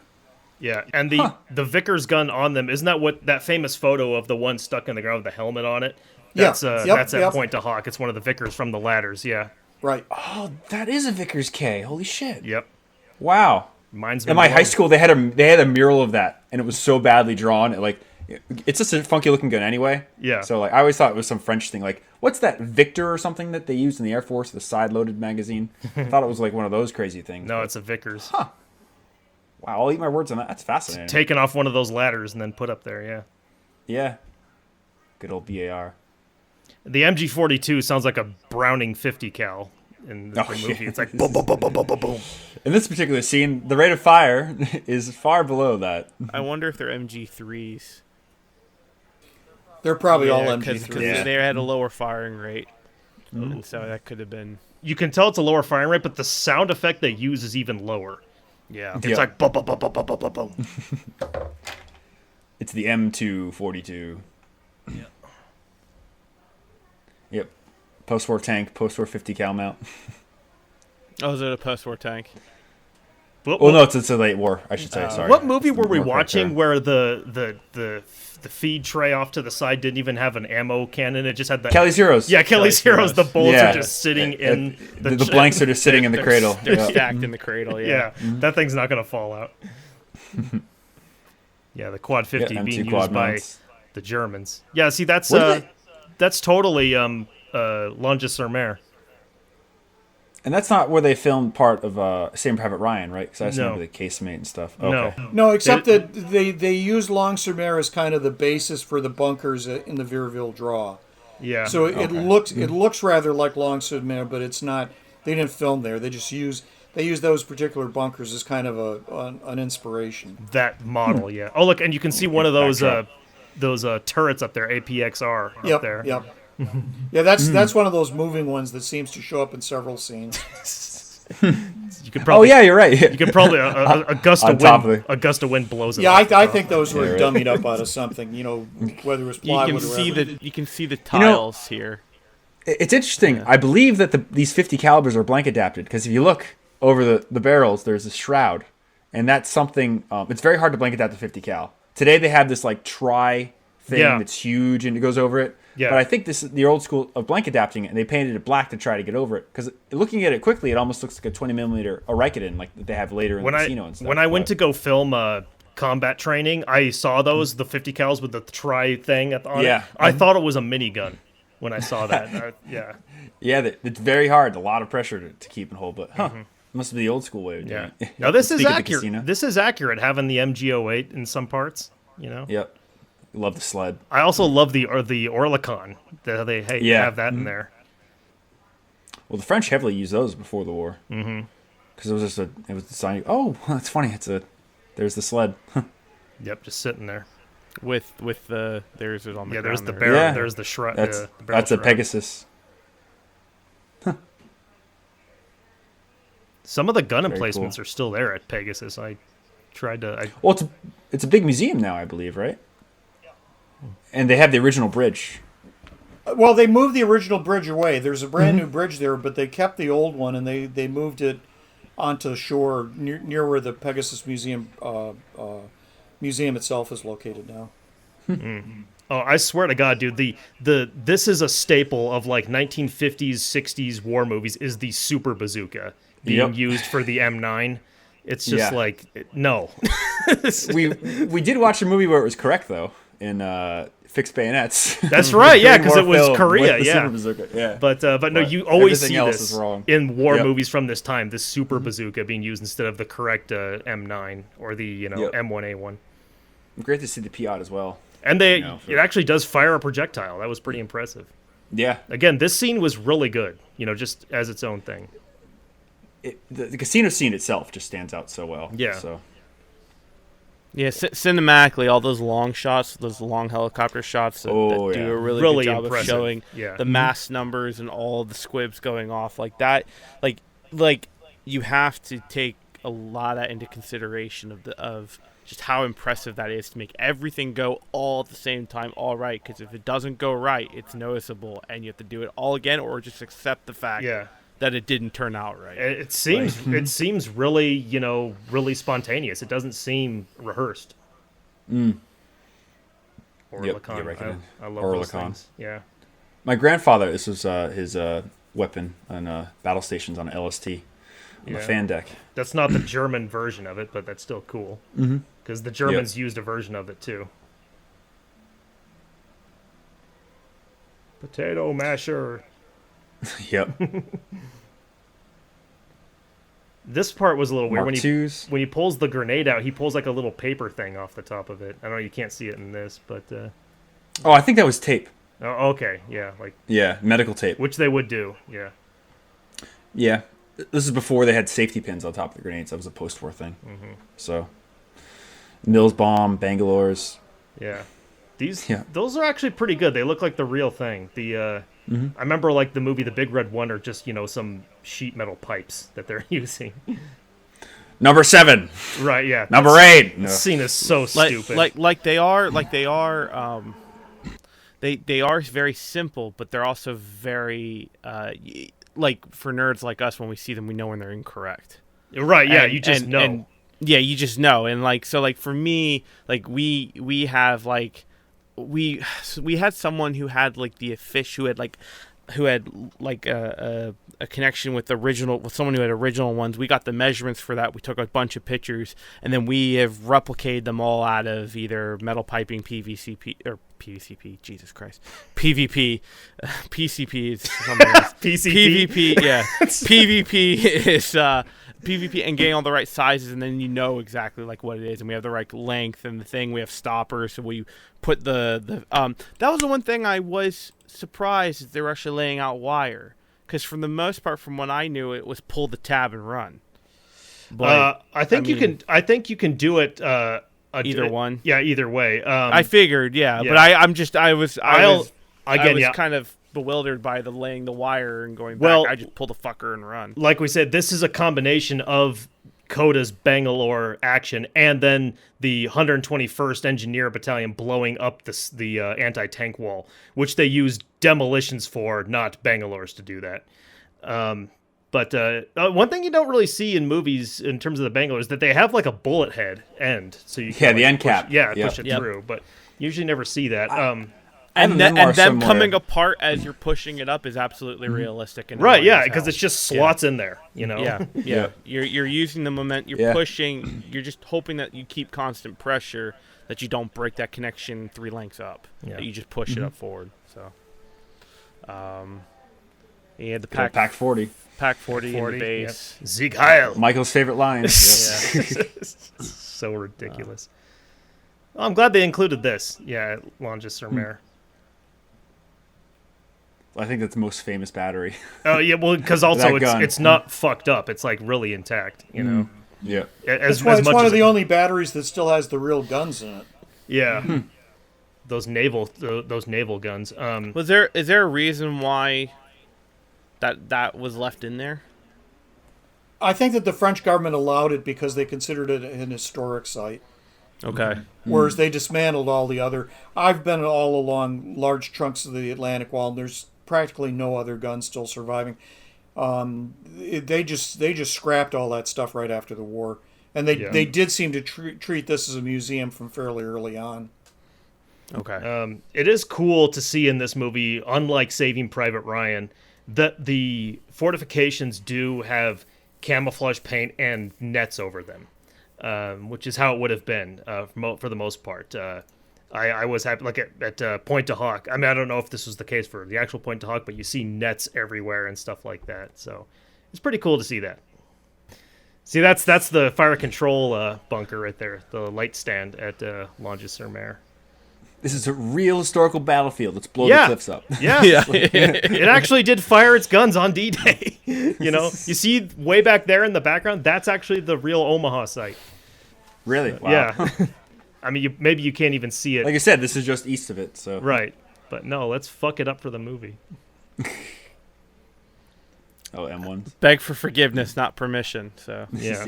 yeah, 81 stovepipe. I don't remember. Oh, Germans are using them. yeah. Yeah. Oh, and that's the last of it. Huh. Interesting. Yeah. Well, tons of weapons, support weapons, indirect fire. Yeah.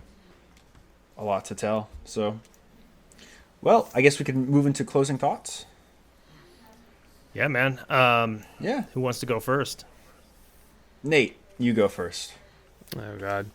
I mean, I've been quiet the most tonight because I'm letting the two or three other people who know this stuff back to front and regurgitate thoughts a lot better than I can. I mean, like me being a 15-year reenactor. It is. I've accumulated lots of stories from veterans and stuff like that, and they're wonderful stories that a lot of fun memories, but they also shared a lot of the painful ones throughout the years of getting to know these guys. Unfortunately, a lot of them have passed away. Actually, I think all of them have unfortunately passed away. I lost the last two, I think, during COVID. So it was, but those stories and the stuff from these guys are always stick in my head. And the one thing I got from watching this movie was there is a caliber to this movie that is a lot bigger than most. Yeah, they get things wrong. Yeah, it's 1960s and stuff like that. But it shows the caliber of the whole entire scale that they try to get on film really does show. And I think I think a lot with these movies, it's a great intro to learning a subject on your own, to see this thing and then dive into it head first. All of us had to start somewhere, and I think it's very, very, it's a very good film for that reason, to really kind of sink your teeth in, to get to knowing stuff, get to understand the subject matter, get to see how it's presented in a huge, magnificent scale, because it really is. I mean, we'll never see those massive amounts of people doing all of everything in one shot, I don't think, ever really again, because I think cinema isn't doing that anymore. It's relying on CG, relying on not cheaper methods, but I would say more forgivable methods of showcasing film and stuff like that. So I think this film really is a really, really strong piece of film for what it is. And I think I'm going to give it about an 8 point. I think I'm going to give it an 8 point. Let's give it an 8 out of 10 Screaming Mel Gibsons for the whole thing. I think it does everything really well. There are some things it flounders on, but there's some things I'm not going to dock it for. But overall, I think it does really well. It is, from the conversation from last episode, it is too long for me, but it is still really good. So yeah, I would say an 8 out of 10 for me. Nice. What about you, Steve? For its time, it was a great movie. I do think it's very dated. A film like that wouldn't be done that way these days. The comic bits are, in some cases, kind of jarring. Although that style was very common back in the 60s. You have these battle scenes and suddenly somebody comes up and starts cracking jokes and stuff. And in a real life situation, you can't really see that happening. But that was Zanuck's style. I mean, he was trying to mix that, combination of tragedy and comedy to keep in the general audience. I mean, this is not aimed at military history geeks. This is aimed at your general audience. And so he used filming techniques or filming styles that would work with the general audience, not with a bunch of specialists. But I think that, after the Vietnam era films, which got a lot more nitty gritty, it would be very difficult to do a film in this style anymore.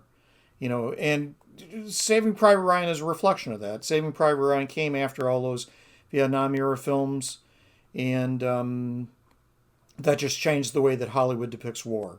So it's fine for its time. It is a good introduction to D-Day. It's especially for an audience who doesn't know very much about D-Day. I think it is a good introduction. It shows you all of the, or not all, but most of the major points about the battle. So I think it's very good from that standpoint. But it is a very dated movie. So if you had to rate it for 0 out of 10, what do you think you'd give it? I find hard to give those kind of ratings. If when I saw it in the 1960s, I probably would have given it a 10 out of 10. and now I'd maybe give it a 6 out of 10. I don't think it's one of the best World War II movies of the period. I'll give you a comparison. The World War II movie from that period, and actually came out even earlier, was Battleground. The one about the glider infantry up at Bastogne. That I thought was a much more honest movie, and I think it still holds up well as being very realistic, and a lot closer to reality. But Battleground didn't try to be one of these big epics. It didn't try to show, the battle on this scale. So its ambitions were much smaller.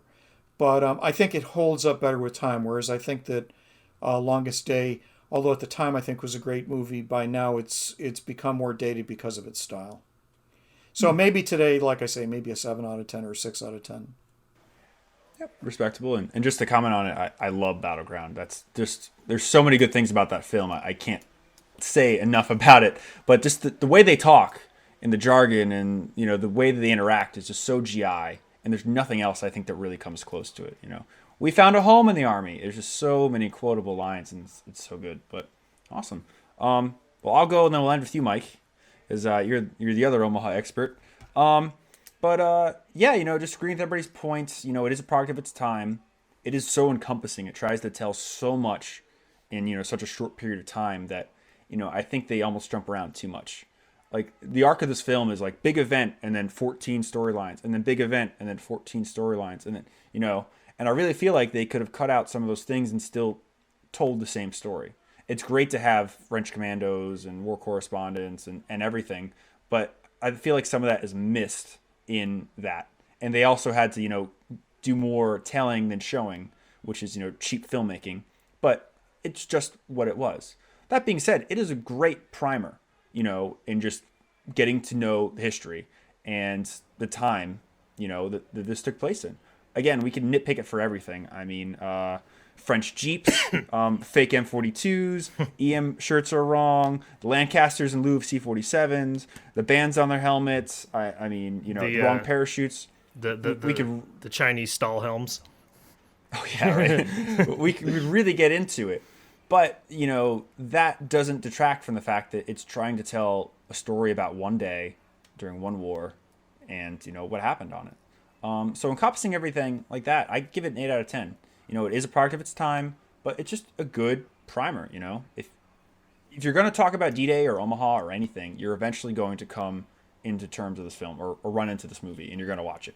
Like Nate, you made it into your 30s before you watched it, Yeah. You were a late victim. Some people see it early. So it's just interesting. You're going to run into this film eventually. Mm-hmm. And Michael, you have the talking pillow. Did you give it a rating? Oh, so yeah, 8 out of 10. 8 out of 10. It just, yeah, watch it. So yeah, it is. I don't consider it one of my favorite war movies. It is something in terms of contemporary watching for anybody, I guess. It is an academic experience. It is interesting to see the very first real cinematic adaptation of D-Day. It's very interesting to study in terms of that. It's very interesting to study in terms of the history of war films in the United States. But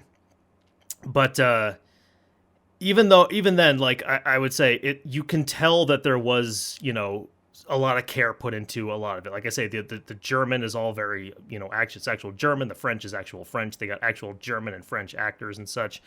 And the fact that they wanted to encompass all of this stuff and do it correctly as best as they could is, it deserves its place in history as a big epic war film. So I would say it's the only D-Day movie I've seen that depicts actual historical people, on Omaha Beach and stuff like that. Like Saving Private Ryan, The Big Red One, those are all fictional people. This actually does cover someone who was real, Norman Coda. for that, and it's definitely not the worst depiction of the Atlantic Wall or Omaha Beach I've seen, or any D-Day beach. I think the worst I've ever seen is probably My Way. God, we don't talk about that movie. Long hair Steve, German on the beach. No. Steve, are you aware of that movie? Oh yeah, oh yeah. That's sort of like the Disneyland version of Omaha Beach. Yeah, it's like the Maginot Line or something. Yeah. It's like It all happened at 2:00 in the afternoon on a sunny day. right, yeah, and it's just the most insane shit ever. And it's apparently Utah Beach, which was very undermanned in real life.